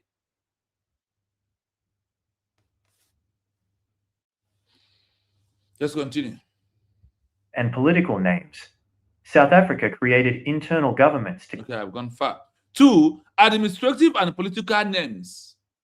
Listen. South Africa created an internal government to compete with the government in exile of international recognition for international recognition. They created what? Another government in exile. Now, South Africa used their hand, created another government in exile to attack, to stop, to put confusion. The same way Nigerian government has created Ogenkere. He could not deliver. They went to who? Mamadou Abo. When the veteran Mamadou Abo cannot stop our DPM on going to USB, they went to, I don't know who, Chiamaka Jere. They went to Lazuba. These are the people. Look at history here. Look at what's happened to others. Is it not what we are passing through today, my people? Is it not? Why creating all these things?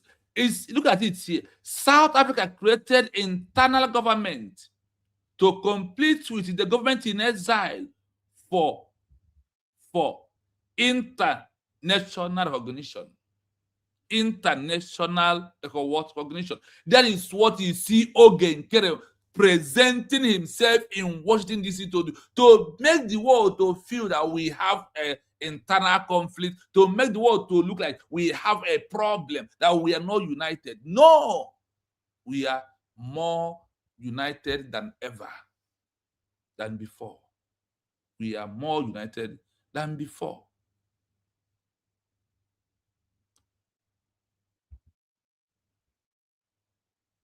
Nigerian government recruited Ogenkere to destroy this real dictation of USB, but Chukwu Okabiyama passes Ogenkere because of what?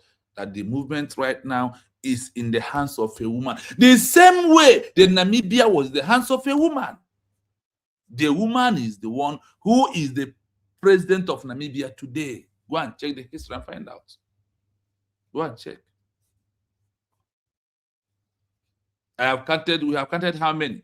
1, 2, 3, 4 group from Namibia, and we are still counting. And we are still counting. Now listen. Compete with the government in exile for international recognition. The Turnhell Alliance, DTA, formed in 1977. This was a group of ethnically based political leaders supported by South Africa. South Africa promoted the DTA as the real government of Namibia to convince the UN that SWAPO was not needed. Are you hearing it? Don't be surprised that very soon that the government is going to recommend Ogenkere. Don't be surprised. Look at what happened in Namibia. Alliance, DTA, formed in 1977 after the declaration of Namibia 1960 to 1966. Then 1967, the South Africa government did what?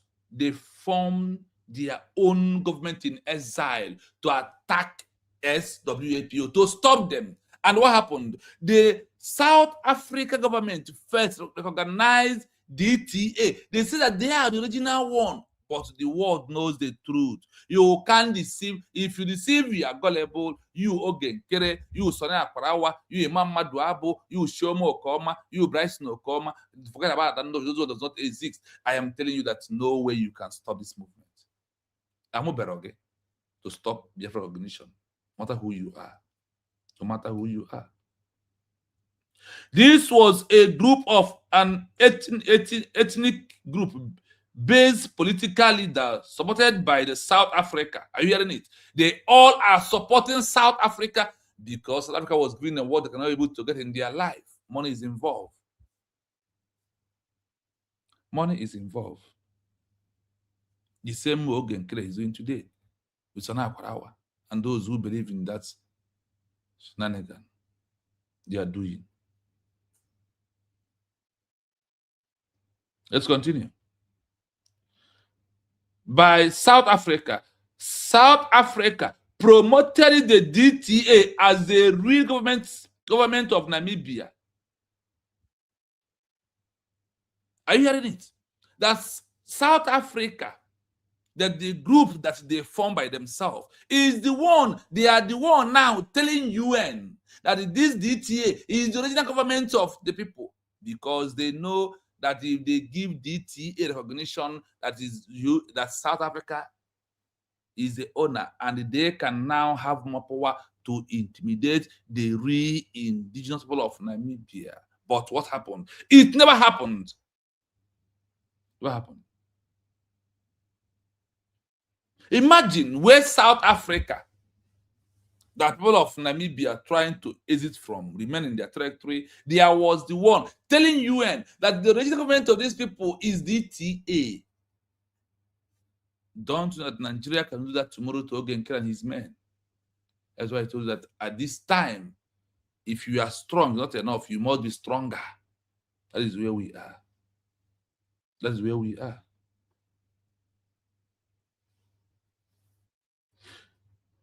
The South Africa asked UN to recognize the DTA as the real government of Namibia, to convince the UN that SWAPO was not needed. It's not happening today. Are you not seeing what we are passing through here? The same way they are condemning USB are declared. It is the same way that they condemn Namibia government in exile through their own citizens that agreed to work with Nigeria government.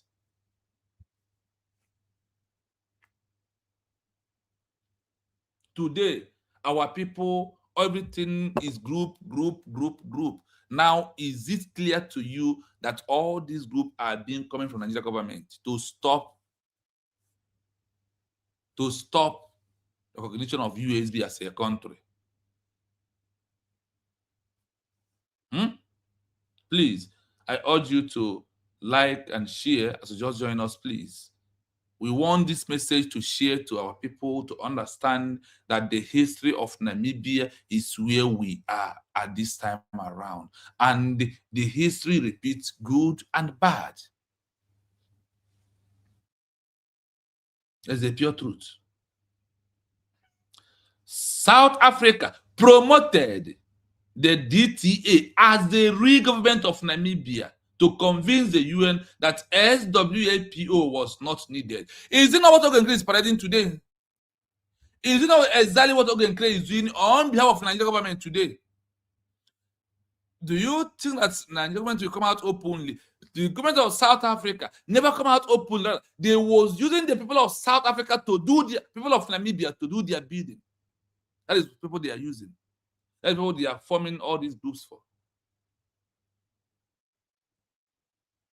To rubbish SWAPO, that is what not needed, that declaration is non-avoid, that they don't need it. That is one thing that when I look at it, I ask our people, so up to today, you are still not going to care. You never ask him, where is that money Nigeria give to True Pete Amba? That you are defending because you have it from the money. Well, it is a high time that we all understand that this history of Namibia should open your eyes if you are still on the path of these individuals. The Transitional Government of National Unity, TGNU, TGNU, another group that's been formed by South Africa. How many groups have counted so far? Listen as we are following. 1, they formed what? Military and the paramilitary group to come against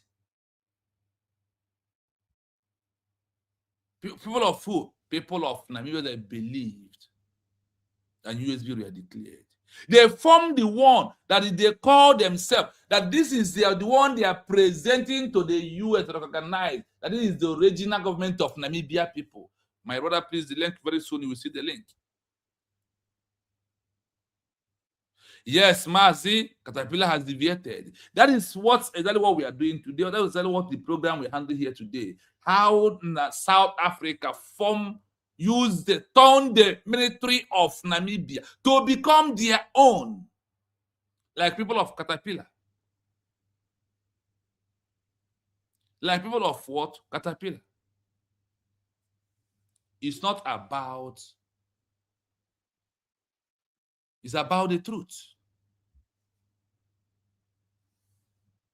It's not about is a woman or a man, but it's about the message, not the messenger.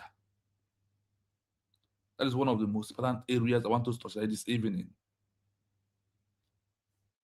Please permit me to go down to the program before I put the link, because here need the voice of Biafra. And I want, if you come in here, take one group from what we are hearing here, address them, and turn it to match what we are passing through today. That is how this message will go far, through your voice and also my own voice. That's why I ask you to please hit the like button. The more you are liking, commenting, the more different people are getting notification and they are coming in to understand the program, to join us. Now, let's continue. You see that this group, they have from section 1, section 2, section 3, section 4, and the main one. Listen, another one that South Africa formed is coming. South Africa formed this group everywhere in Namibia to disorganize the declaration of Namibia by the government-in-exile of Namibia. We are moving. Let's continue. Transitional Government of National Unity, TGNU, established in 1985, this was an internal government installed by South Africa. It held administrative power but was never recognized internationally, as the world viewed it as a puppet regime controlled by Pretoria. The administrative... I hope you are listening. I hope that you are paying attention. The Transitional Government of National Unity, TGUN, established in 1985. This was an internal government isolated by South Africa. It held administrative power, but was never recognized under the international, as the world viewed it as a puppet regime collected by South Africa. You see how South Africa is building different groups for Namibia people. The same way the groups are coming out every day in this movement. So whenever you are seeing them, if you remember the history of Namibia, you do not panic. You know that Nigeria is continuing doing their building through our people, because they are not going to use outside people. They must use the inside people, who happen to be the people that you think that you and them are fighting together for Biafra to become a country.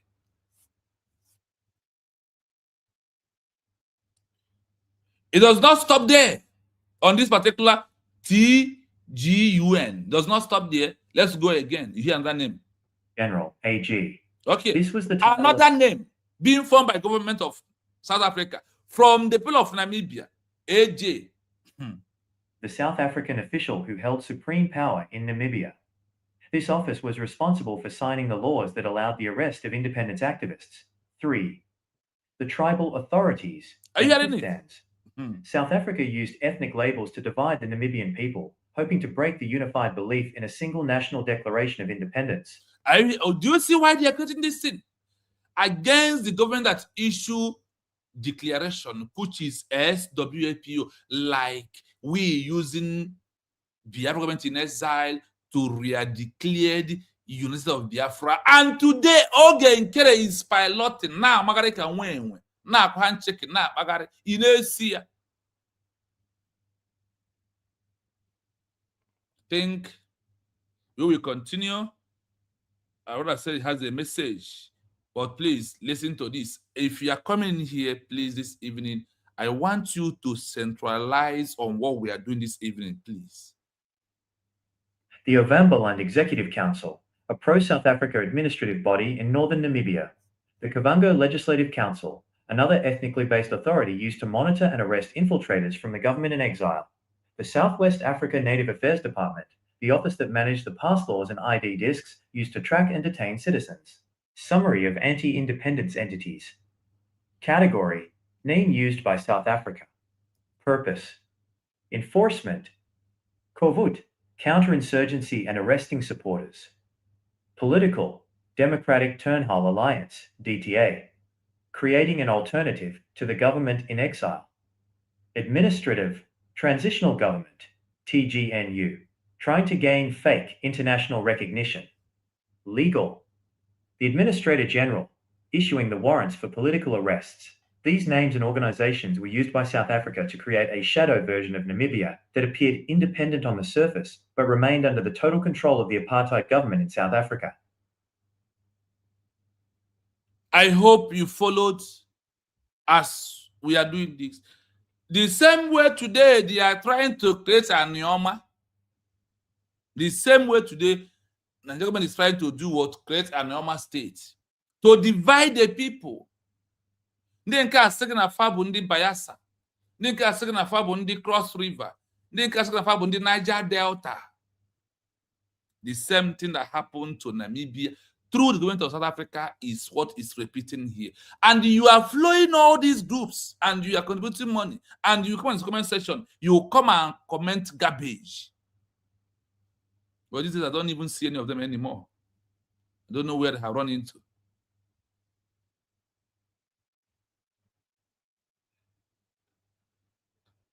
Yes, that is for sure, because that's what happened in Namibia. Official AJ, that you're going to want to read. Nigeria government will going to produce Sabo group till they get tired. Bafra has declared already on November 29, 2024. Nothing can change it. Nothing can change it, my brother. Nothing. Because Namibia will never change. Despite about how many groups we mentioned here today from Namibia. When the recognition now comes, did he go to those that are being sponsored by South Africa? The answer is no. It goes to the government that the world knows that this is the one that first issued this declaration of Namibia as a country. The same thing is about to happen to us, and you are panicking. You stay on the wall. Tomorrow is fundraising. You are not supporting. What are you doing? You are not supporting. Yes, my brother, can you say you have a message? I put the link. So please, if you want to join us, want to come in, you are free to use the link and come anybody. Okay.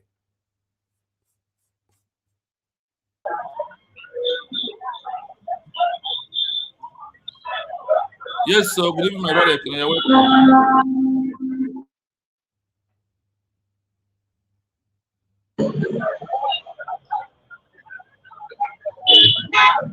1,000 there, bring 1,000 there. Can I with us? Bring 1,000. There is noise from your background. Can you go on Mazek? You're welcome.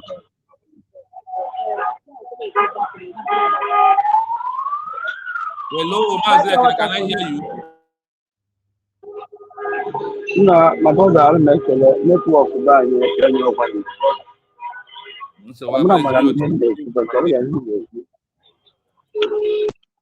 Okay. Network is very bad. Network from his side. So till today, if you are supporting Ogen Kere and why you are attacking USB, we are declared. Look at the history of what we are doing and those you are supporting and what is doing.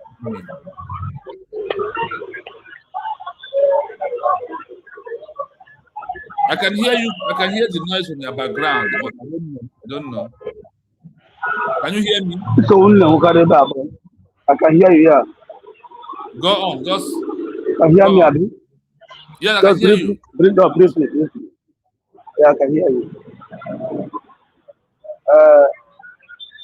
Max, not making very well. I greet you, my This brother. night, I will end you. Yeah, oh, thank you, yeah. Because so allows you for Raja. As I can learn the mighty, I can learn the mighty. Can every investor mighty and big. I make a special greeting from my heart. And every investor make a little bank with my whole heart. Wow, I don't know if you're hearing the network. I don't know. Loud Should I and go clear. and come back? I'm hearing you. Go on, I'm hearing you. I'm hearing you.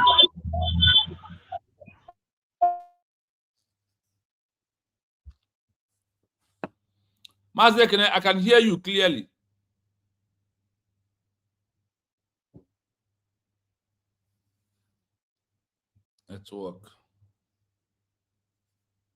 Network is very poor from his side. Huh? I'm hearing you. I'm hearing you.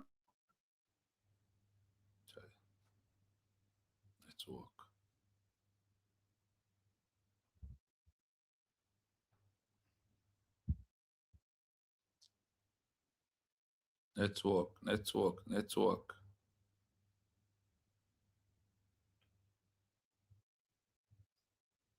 Yes, we wait for him until he come back again. Yes, I see you, Shidube Manel, I see you. Thank you so much for joining us. Thank you. I greet you, Timothy Emmanuel. Thank you so much. These are CBK Peter, I see you. Thank you so much. That is where from here. Then Oye Plan, I see you. Thank you so much.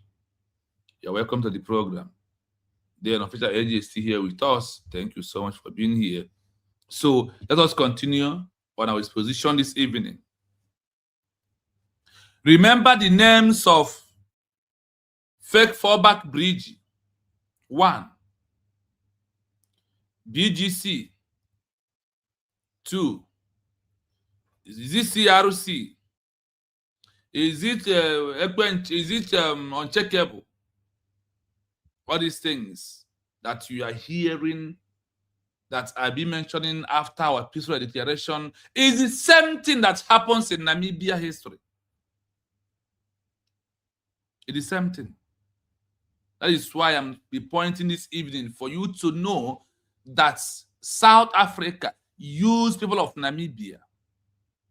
South Africa used people of Namibia to stop Namibia as a country. Today, Nigerian government is using Ogenkere to go to Washington, D.C. like when South Africa used organizations that are being formed of people of Namibia to go South Africa, to go to UN to stop the recognition.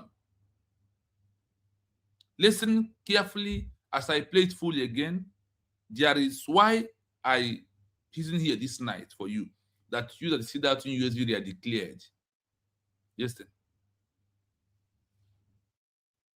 To maintain control and prevent the international recognition of the Namibian government-in-exile, SWAPO, South Africa utilized a complex network of administrative bodies, military units, and political organizations. These were the primary names and groups that worked against the Namibian people and their quest for sovereignty. 1. The military and paramilitary groups. These organizations were responsible for the physical arrest, interrogation, and suppression of those who believed in the 1966 and 1973 declarations of independence. Koevoet, Crowbar, officially known as West Africa Police Counter-Insurgency, SWAPOL-COIN. This was the most feared unit. They were specifically tasked with rooting out supporters of the government in exile. South African Defence Force, SADF, the main conventional military force that occupied Namibia. They viewed any supporter of the declaration as an enemy of the state. West Africa Territorial Force, SWATF, a local military force created by South Africa in 1980 to make the occupation look like a civil war between Namibians rather than a foreign occupation. 2. Administrative and political names. South Africa created internal governments to compete with the government in exile for international recognition. The Turnhell Alliance, DTA, formed in 1977. This was a group of ethnically based political leaders supported by South Africa. South Africa promoted the DTA as the real government of Namibia to convince the UN that SWAPO was not needed. The Transitional Government of National Unity, TGNU, established in 1985, this was an internal government installed by South Africa. It held administrative power but was never recognized internationally, as the world viewed it as a puppet regime controlled by Pretoria. The Administrator General, AG. This was the title of the South African official who held supreme power in Namibia. This office was responsible for signing the laws that allowed the arrest of independence activists. 3. The Tribal Authorities, Bantustans. South Africa used ethnic labels to divide the Namibian people, hoping to break the unified belief in a single national declaration of independence. Today, Nigerian government is using the same ethnic group to divide people of Biafra until the government now said no. But to be ended it by introducing the 40 states of United States of what? Biafra as our own nation. This is how this dividing. Now, after our re-declaration, the dividing still continue by Ogenkere and his cohorts. By who? Ogenkere and his cohorts. Our brother is bad. Let's try give him the mic again. Yes, I can hear you. One day, okay, Mazino. Yeah, go on, Mazi. If I go see, I do over bongo. Bongo is a bongo. So all you have to ask Madison, you can't worry. I am rock network. I don't qua. If all in so well, because the two are landing on the doors. I didn't want them. Loud and clear. Go on. I'm in a before network kick here out. Just fire down. Yeah. Okay, yes. I want to greet you specially, because okay, I'm gonna go on about. By His grace, they surrender more like work that, and I didn't make a job that's plan because only one more. Again, I know I force on I work why DJ. Makala we him be a chapter. She got chapter well now. Well, full. Well, because we're still because I don't like because when we can say we no for now. La, no, but I know. You cannot throw one no. But I know. Mala, I will be easy. I could go easy. So if we ever know, but I know. The good job. In here, happen on your law. In here, there are so. Oh, my God, easy. Don't know why you put on one because so love easy. Are you cool about dying on now? La Nani Kubu, when you have Butrogo, Aluroboda, Labani, but a boss off wrong boss. I'll put it to a the same. Until I see a Apataka, Tisilo Kuaho. I told a tearing maybe where's your cave feature? It's your own Kichrondo, Azuka Chrondo, no one can Calabu, Alabo. Then Ogani, whatever was the 9th Calabu, Ogani, go to look at the Manu. I welcome was here. Look one, Chelo goes in the coast yard, on the enemy Google Abalea. Oh, what this year? See, Lapataka, a quay goes in the Malato Lampa. I said, we was saying, I want to look long way or about was yours, Lambo. Was your web. Kemalo Budaino Sirico, I want to go about a good wobble. I'm a Kaisi, Uchikaji Bukuna. I was when Program, take me about Budabo, Budo Mazin, because the Mara and Dele Kudo. Come on, Jibezokuna.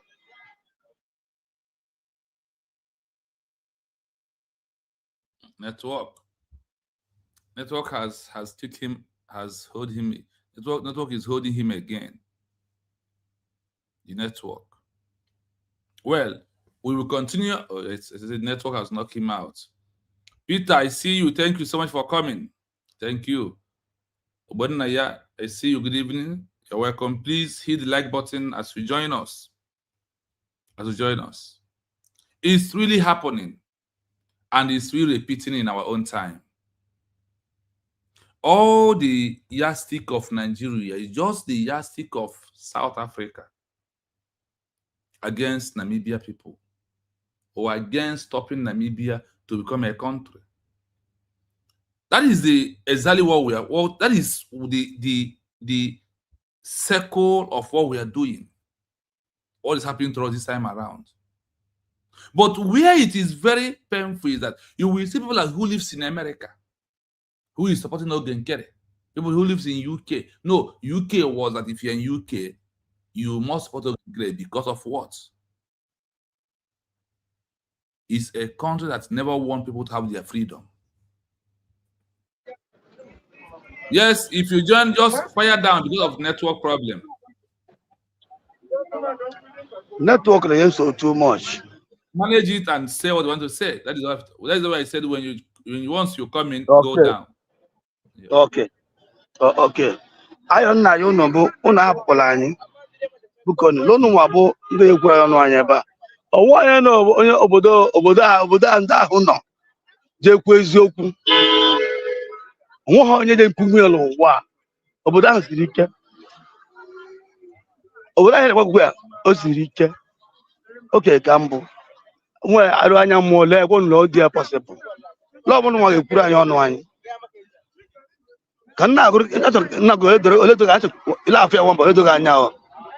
Onye na-akpọ udele ọma awa gọvanọ sọ makwa chebe eziokwu mana ha anọghị ọfụma isi na ha nwere ha gụnye ha ga-anwụchakwa mba nwanne fa makwa chebe eziokwu ọnwụ nwunye ha na-ebutekwa ha o mana ka eji m ilu ekwu okwu a maka ịma ha njekwuru ha dat aka ghara isira nke m kwuru onye ọbụla n'obodo ahụ na-egwago okwu ya na ma lọla nakachi mezie sịgịla ya mara ihe ọ na-eme maredokwu ofeti ofe ọnwụnwụ kamala mgbe ahụ kwuchiri okwu gbasara ihe okwu gbata mgbe ahụ ndị amị ahụ wee gwa ya lekwa anya lekwa ihe ọ ga-afụ obodo ike gụrụ Okojukwu ya nwabụ nwaanyị ọ gwara ya ruo ka onye si gọvanọ sịrị azara ha mgbara nke hope ebe ka ọ nọ bụsị ngwụnye Lagos steeti ofe ahụ ma nwanne ọ dịrị izu okwukwu bikoni onu nwa bụ ndị nọ ebe ahụ maka sa ntụrụ ilu kịta na ka otu nọtụrụ na atụ nwa afọ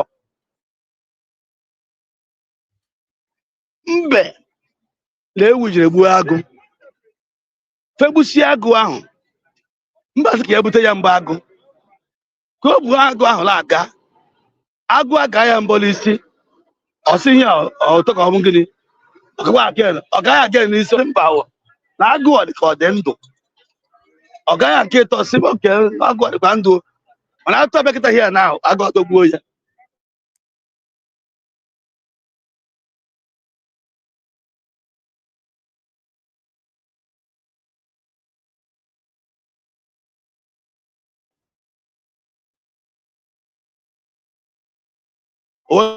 osi ewe nna ọzọ ya buko butago ka m nyụọ laga mana agụ ala ya mba ama ma mba sizie ewe asị ya ewe nna m ọzọ ya ọgakwa afọ asị ọzọ ya ọsịla agụ ibu ebe ngidi tọapụ ọdịdo egbugwa gị ka ewule tọapụ agụ ewule agba ọsọ agụ enwudo ewu enwudo mbe network. Yes, I understand what you are saying, but there's one thing I want you to also understand is this. These people have become the agent of Nigeria. It doesn't matter their position and what's no. It's people of Namibia turned to become the agent of South Africa.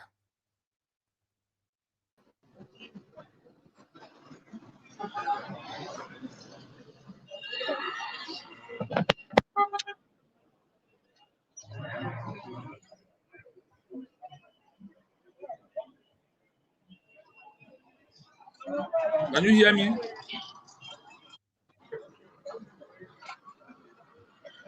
Can you hear me?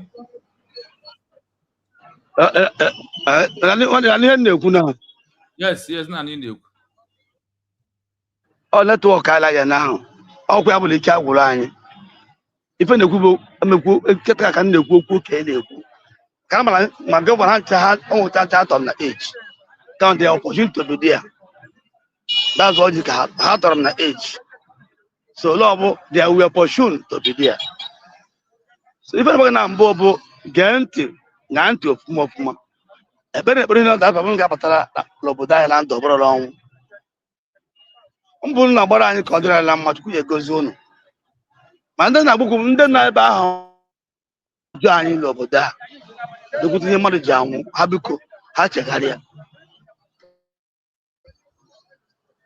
kịta abụ mgbe eji aka ọnụ ha biko chegharịa onye hapụ ndị n'obodo hapụrụ ha ana m ekele unu agụwa ka na-ekerịta aka ọsọ ihe ị na-eme mebe ihe ị na-eme ele anyị n'azụ ebe na-epụta ịfọ mmadụ ugbo okwu ile ekwula mmụọ dịrị ozi ile eme mmadụ ka ị na-azọ ndụ anụmanụ ga-azọkwa gị ndụ ana m agọrọ gị ọfọ jebe ozi ile eche ele anya n'azụ n'okwu erika okwu ori nwanne m okwu riri nne okwu m na-ekwu riri nne onye nwe ntị ya nụ ihe m na-ekwu jebe ozi ile eje ele mmadụ anya n'azụ akpọghị isi no problem mana ka m gwa eziokwu take it or leave it ife na ipop maka bụ eziokwu farm na the truth but ọsọfụ ihe ka ha ma ha na-eme ha bụkwa ya magwukwu na gbogo ndị na social media na kantamoja farm ma nke bụ eziokwu fara afụ ụzọ then they hear either they pay for that or they choose to be wicked. But the truth, or they want to create money, make money from their platform. Also, once it's about against Nyale, man, they can have to get ready. But they can stay. When you see you laughing, Hama, I am one neighbor of the Amma. So what the bossing care at the Banyama. Okay, which tell you.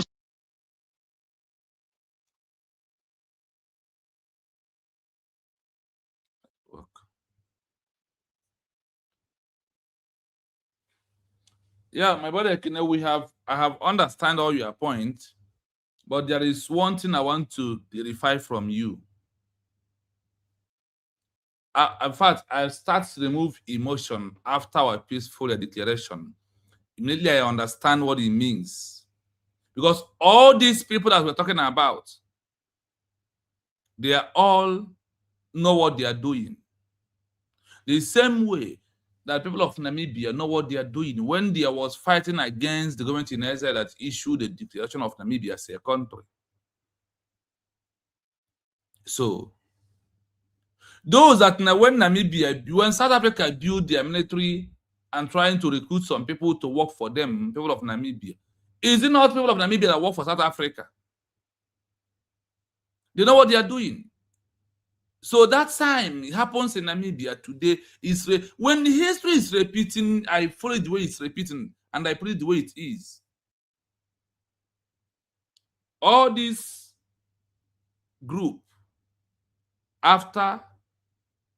before or after our declaration that assists today creating more groups and more problems here and there, is being sponsored by Nigeria, is those who allow themselves abuse. What if you allow yourself to abuse you, they will use you.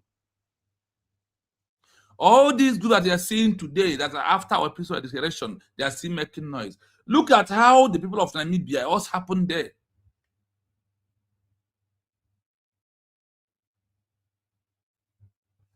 So I will not say much about it, but the only thing I know is that the history is repeating, and from the history you will understand. After whoever you may be, after you have listened to this program, and You refuse to understand that USB were declared is the only nation for you with what happened with Namibia, SWAPO.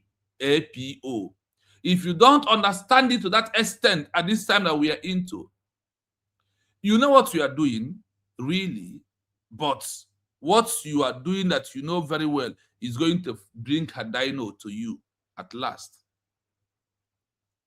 Because there is no way there is food in the house. And they ask you, eat food. He said, no, that I want to go out and go to market and buy food and come back and start preparing it. Where there is already made food in the house. As of where we are now, USB has become already made food. Whether I like it or not, USB has become already made food. If you like being in Nigerian government, be in the zoo, and continuously, you allow yourself to be used to fight against USB and declare.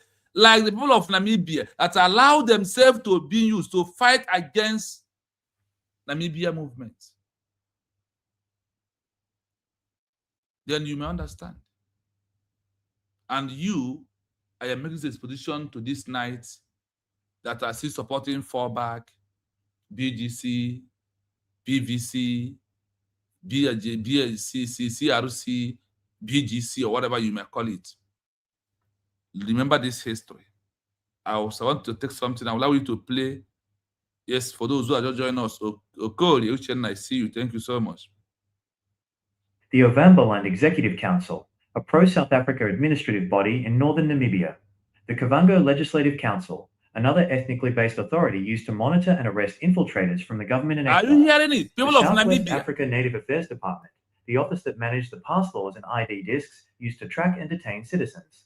Summary of anti-independence entities.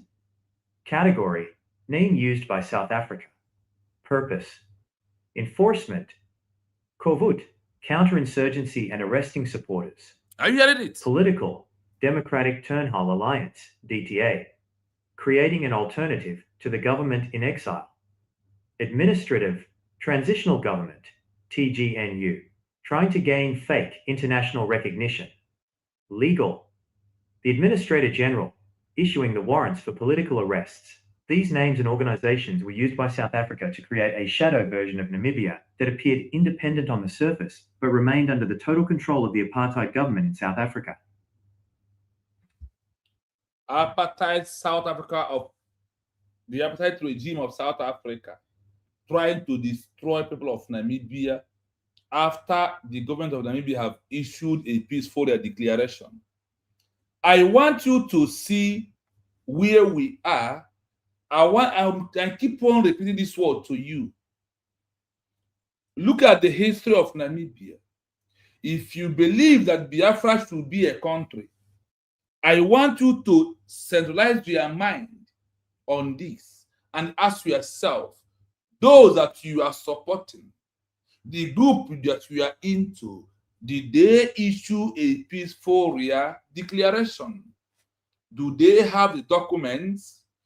If they do not have the documents, I want you to know that you are also like people of Namibia that was against the government and working with people of South Africa to stop the recognition of Namibia as a country. Leave and stop what you are doing and try to understand that it's only in USB we are declared, it's only government you have. Listen to this again. We have our time this evening, so listen to this again.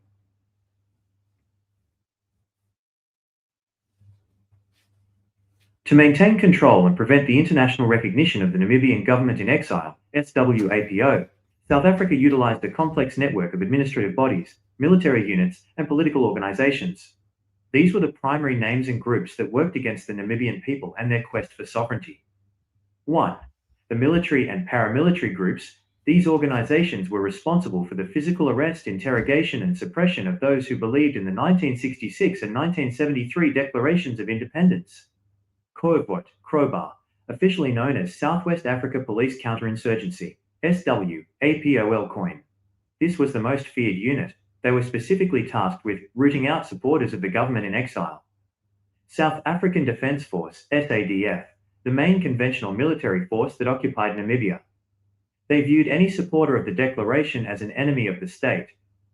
West Africa Territorial Force, SWATF, a local military force created by South Africa in 1980 to make the occupation look like a civil war between Namibians rather than a foreign occupation.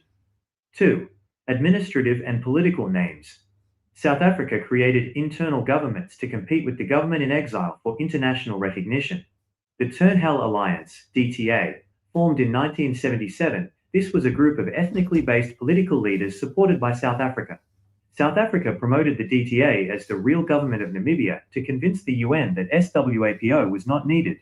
The Transitional Government of National Unity, TGNU, established in 1985, this was an internal government installed by South Africa. It held administrative power but was never recognized internationally, as the world viewed it as a puppet regime controlled by Pretoria. The Administrator General, AG. This was the title of the South African official who held supreme power in Namibia.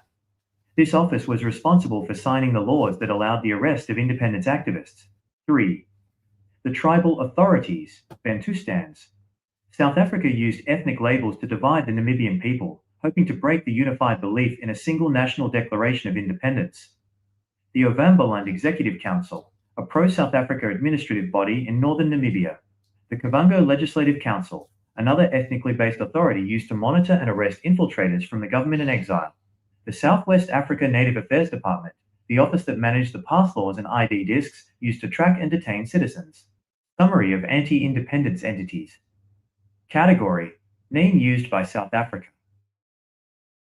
Purpose: enforcement. Koevoet, counter-insurgency and arresting supporters. Political: Democratic Turnhal Alliance, DTA, creating an alternative to the government-in-exile. Administrative: transitional government, TGNU, trying to gain fake international recognition.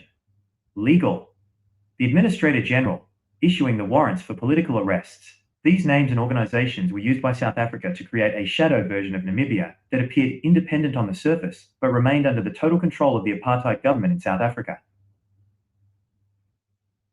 You had it here, how the people of Namibia, how South Africa created an interim government that is attacking, or that was attacking Namibia, government in exile. Where did they create this government in exile? They also created the government in exile in abroad, in exile also. Like how the Nigerian government created Ogenkere to use him to attack USB, were declared as the interim government of Nigeria to stop USB to achieve recognition. You don't know. Ogenkere just come to bring distraction. Ogenkere just only come to stop for the world to use him to say that, oh, there is a problem, there is a fracas, there is many groups. There is no group. These are individual. The happiest part of it is that if the world we understand that time of Namibia, that all this about 8 group that was being created by South Africa to attack government of Namibia in exile, that they are not the legal government of the people. In our own case, the same thing must happen.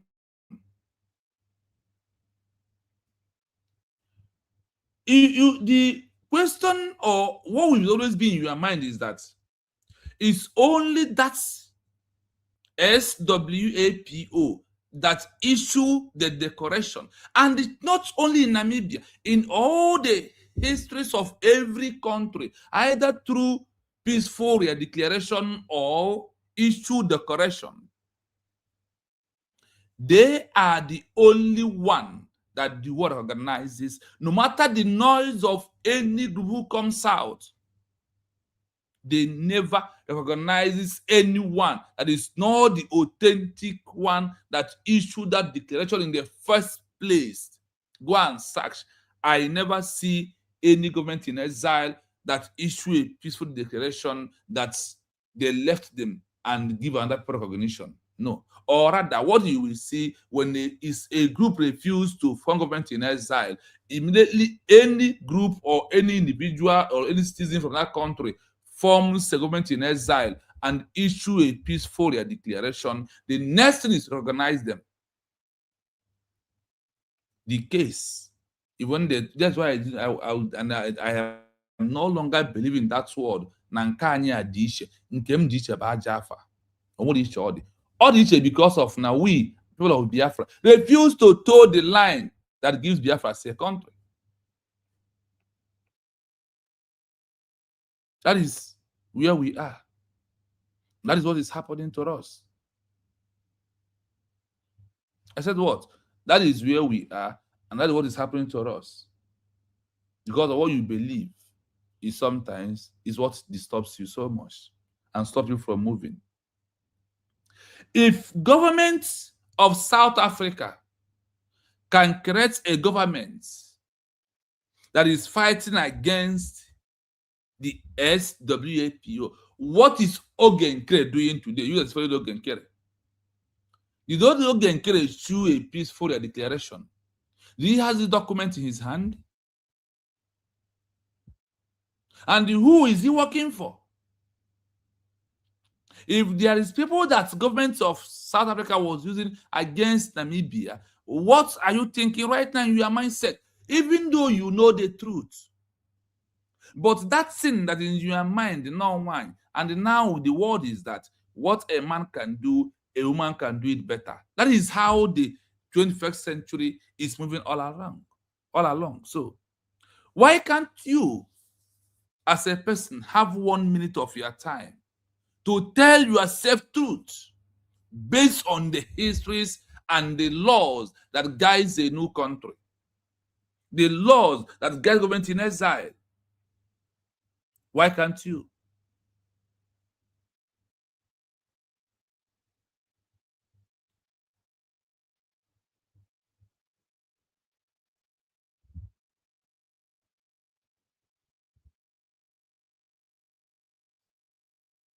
I want you to see all this group from South Africa today. We have the same group. 6 here. We have MASOB. We have IPOB as a group. We have BGC. We have PUC, or is it PCU? I don't know the one it is. You have Fake Fallback Bridge and the other ones that all around that has emerged after our peaceful declaration. -2, the other 4 or 5 was after our peaceful declaration. The same way that all these groups that you've been hearing here, where they all came out afterward, after the peaceful declaration of Namibia. That is when they come out. By who? When South Africa used their money to sponsor them, form an interim government to fight, to create chaos, and how they use the people of Namibia to fight against the Namibian government in exile. And it's happening. You see Ken Gudako bragging, like I said before, how he's very effective and working. Would you know that people never believe that Namibia should be a country, not South Africa? That is where we are. Had I know it's coming. I have also give you the numbers of people of Namibia, that the people of Namibia help South Africa to arrest their own people through their local vigilante and the military units they build in Namibia territory. After building all this, when the recognition happens to come, the recognition goes to those that issue a peaceful declaration. I want to know that nothing is holding us. It's only the due time. It's not by power. It's not by rushing. And there is no way rushing it is the way to achieve it, but in a due process. That is how it's going to work. That is how it's going to do what? It's going to work. And it's working. It's only you that are on the wrong path feel that Biafra is not achievable. I am telling you that Biafra is achievable once you as a person decide to stand on the truth by remembering that after a peaceful declaration of a new country, that any other group that emerges from that is coming from the hands of the enemies of the restored country that was lost and tried to gain it back. So, supporting all these groups today, and you being a member of all these groups, you are not doing me, you are doing yourself more harm than good. Said what? You are doing yourself more harm than good.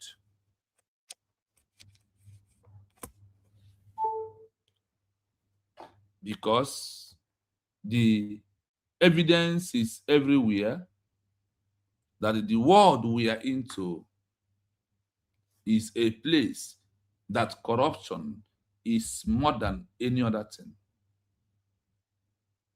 The world that we are into is not just a world where we come and we just say things the way we want it and we think it's okay. Before things has already been happening. And those things is not going to see us and stop. The only thing that will happen is that we should continue on the right track. To do what? To make sure that you are not among those that is against USB re-declared, that you are among those who really, in your own mindset, that the only option we have is only USB re-declared, is the only way we are achieving Biafra as a country. Until you pilot yourself in this way, that is the only time that your mindset will be on the top of what we are doing, my people. Nobody will stop us this time around. Because of what?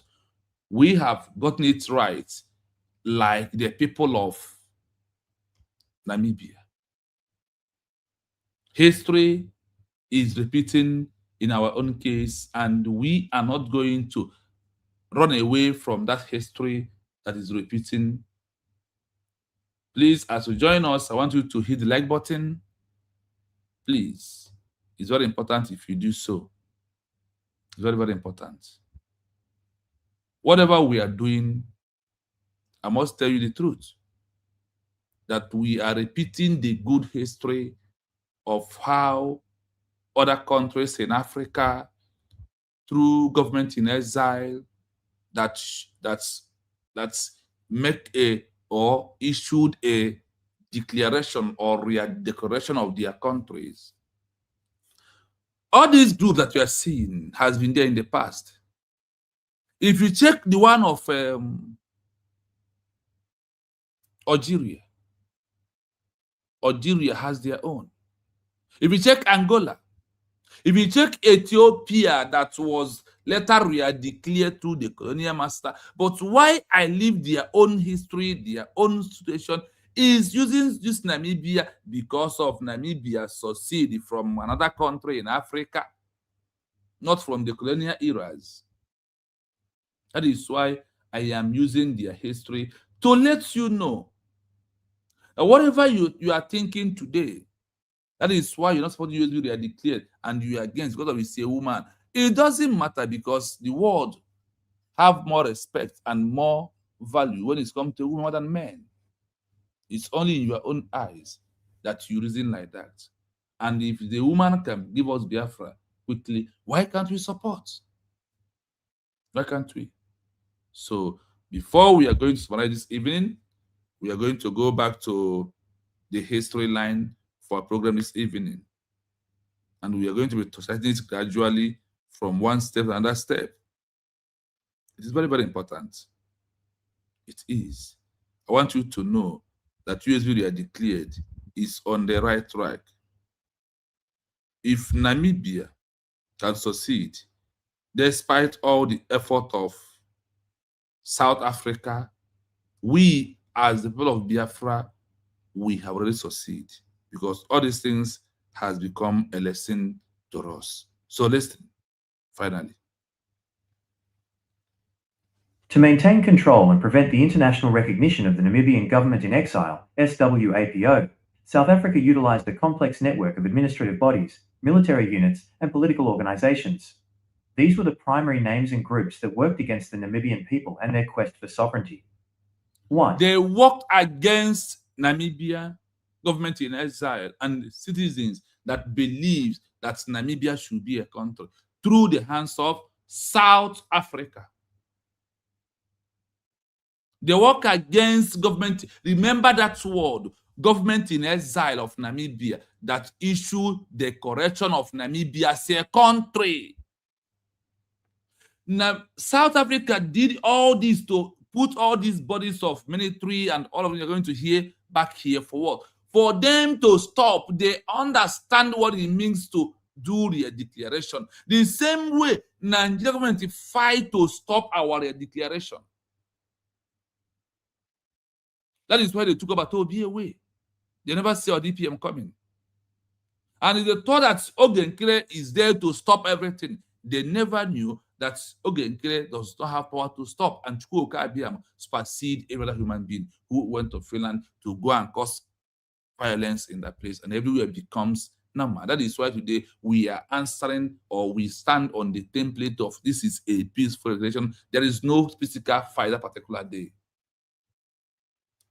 If South Africa, their what is important for them is to stop.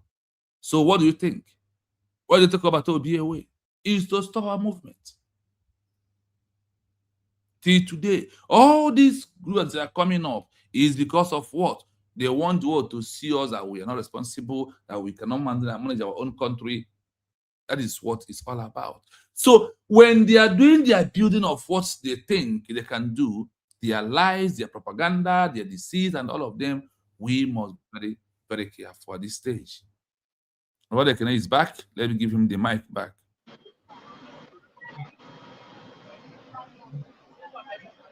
Yes, my brother Kene, go on.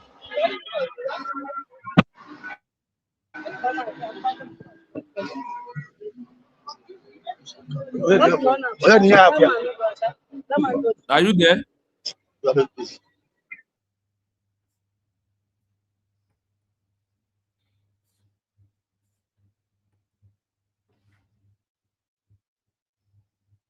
My brother Kene, are you there?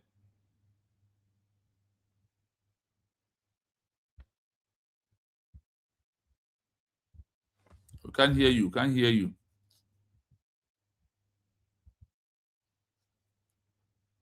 The military and paramilitary groups, these organizations were responsible for the physical arrest, interrogation, and suppression of those who believed in the 1966 and 1973 declarations of independence. Are you hearing it? All this military, paramilitary, like what Iken Guruagu is claiming today, they are to do what? To arrest those that never want Nigeria, like what happened to Namibia people. The paramilitary is local vigilante that South Africa built in the territory of Namibia, paying them money and use them to arrest the indigenous people of Namibia in their own time. This is what happened in this life that we are living. This is the reality that happens. They build it to use them do what? So today they have built Iken Guruagu. He forgot his brother that has departed from this world after all his attack, after all his ranting on Biafra issue. And he think he can sell, he think he can succeed on this thing that he's doing. Time will tell. Time will tell. When you see people parading in this way, Now, with what you're hearing here, is you really find out that these are people working for one Nigeria as a country. The same way the indigenous of Namibia work for South Africa, not to allow them to go. Could you imagine? So it did not see us start, and it's not going to see us stop. It's not. Why do they build military? Why do they build paramilitary in the territory of Namibia? It's only for what? To stop them. These organizations, we are responsible for the physical arrest, like what Iken Guraga is bragging. Iken Guraga, I don't need pity because he's not in Nigeria. This is somebody who was shouting around in 2019. Supported Mazinande Kanu, although he did this and after that, what happened today? There is those that you will say that they know what they are doing. They know they have all gotten money, like the way the people of Namibia got money, abandon the truth. Maz, I don't know if you can hear, if your voice can come out.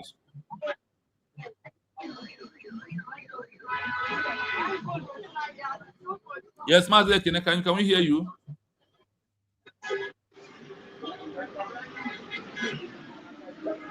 We can't hear you, Maz, we can't hear you.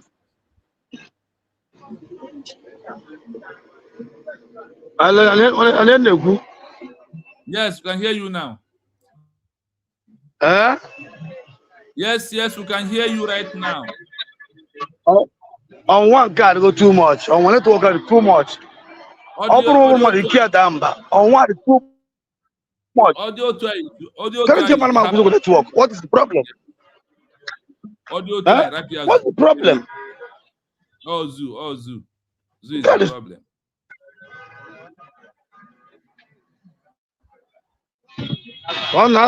I'll make a one them. Thank you. I'm because network carry go. I'm an here Muslim and young more than but I got a question. I got a question. Maclay okay, a question. Kita, I know Kita for. If any we for Ndanam network, Manahanaram, the network anaram.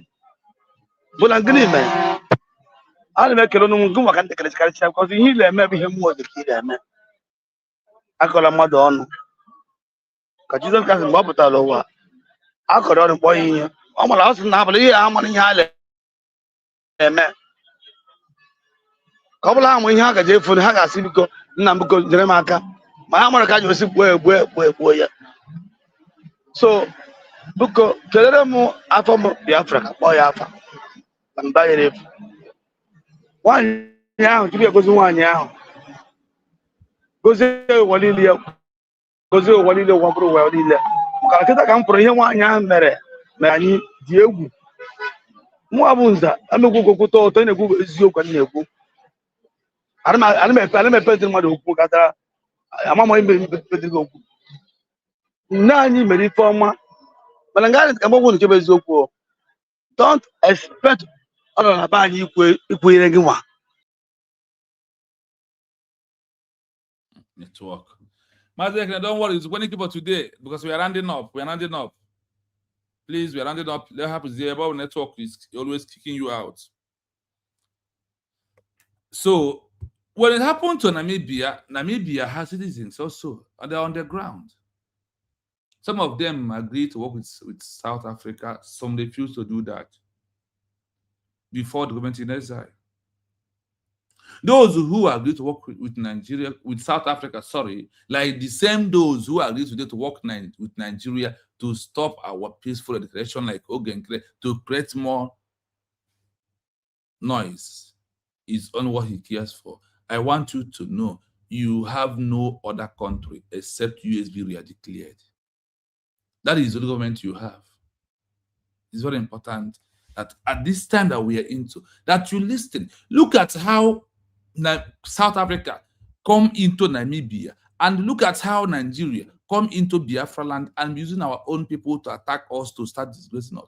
That is why I want you to know that everything that is happening, there is a reason that we should learn our lesson from the history of Namibia and support US declared through our DPM, Dr. Ngozi Arabeze. Listen fully.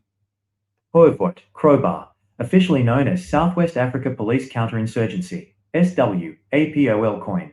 This was the most feared unit. They were specifically tasked with rooting out supporters of the government in exile. Are you hearing it? South That African the defense task is for them not to support government in exile. I challenge an IPOB member to come and tell us how the government in exile. They don't know the meaning of government in exile and what's the work of government in exile. Why is it that it's government in exile is all the way, all the way, all the way, and all the time there was never was Nandeka, never was Simon and Joko. Why is it that they did not form a government in exile and issue their declaration? Why? Because they don't know the route.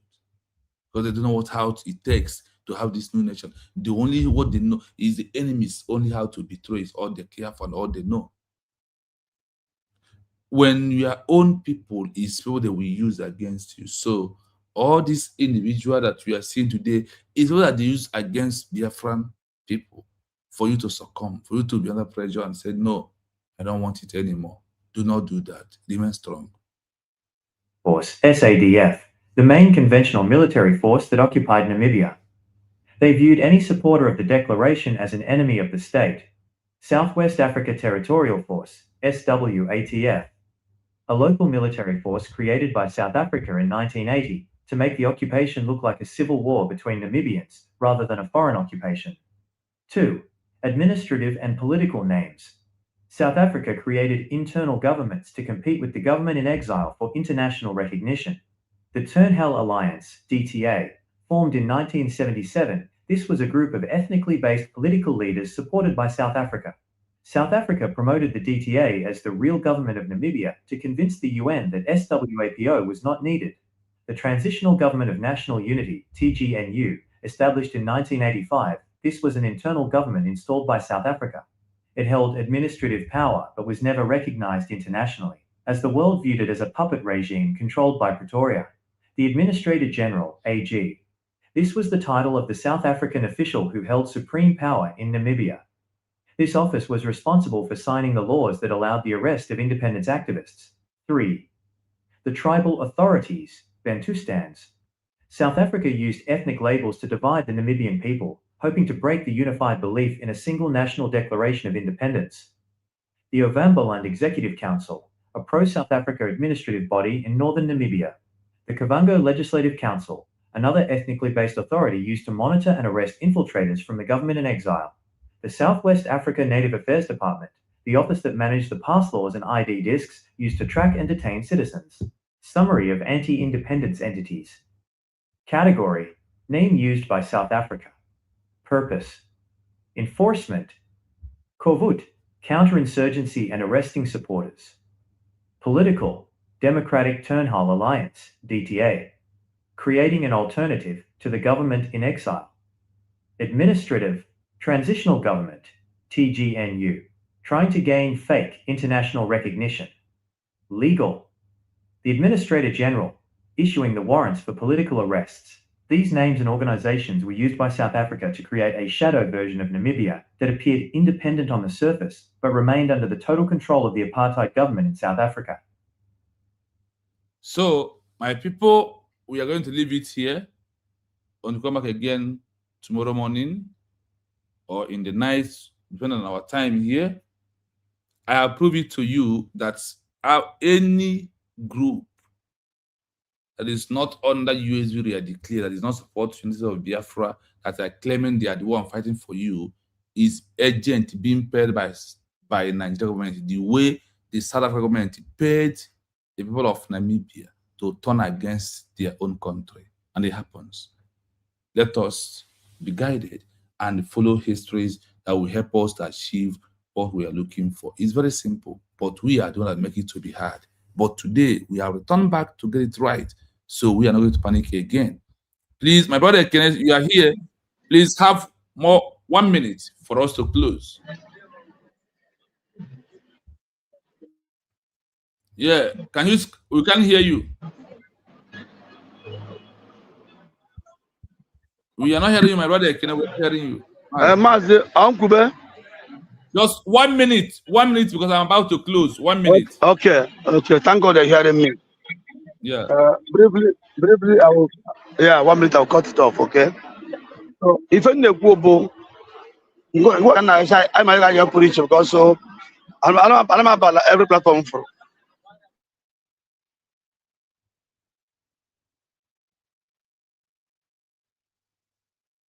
Can hear you. We can hear you. Maybe network.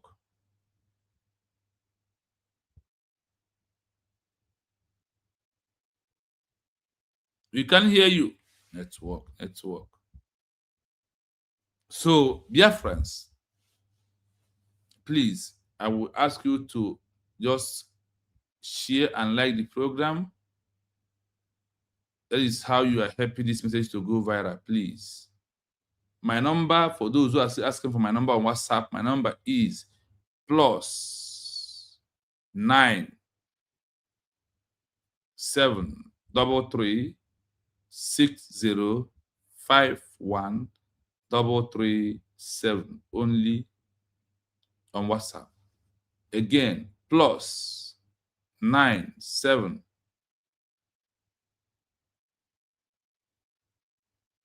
please that. Then +9 7 3 60 51 337. That is the number in case if you want to call. Yes, my brother, you are right that Judas Iscariot was used against Christ. That is how also they're using these people against USB they are declared. But has make it openly. Have give you the names, also give you how they use them to arrest their own people. Like the way they're using all these Eastern Security Network today and all these local vigilante and anybody at all who is against USB they are declared. Their job is to undermine what we are doing to stop us. But USB is unstoppable. You must have your ID card. The ID card will start making a way in a way that you never believe. Go and have your own. Adino comes at last. My people, tomorrow or today is fundraising. Please support this government. Like the way the people of Namibia support the government that issued declaration that leads them to have their own country. Please, I urge you. You have no other one anywhere. It's only USB they are declared. He is the only one we have. That is the only one. No other one we have. No other one. So please, the history of names of Namibia citizens that South Africa used to fight against government-in-exile of Namibia that issue peaceful declaration of Namibia is repeating in USB declared by Nigeria government by those they are contacting to stop what we are doing, but they will never, because Chukwu Okabiama has made it possible that Biafra should be a nation in this 21st century. So from me, from here, it is a good night, my people. Thank you so much.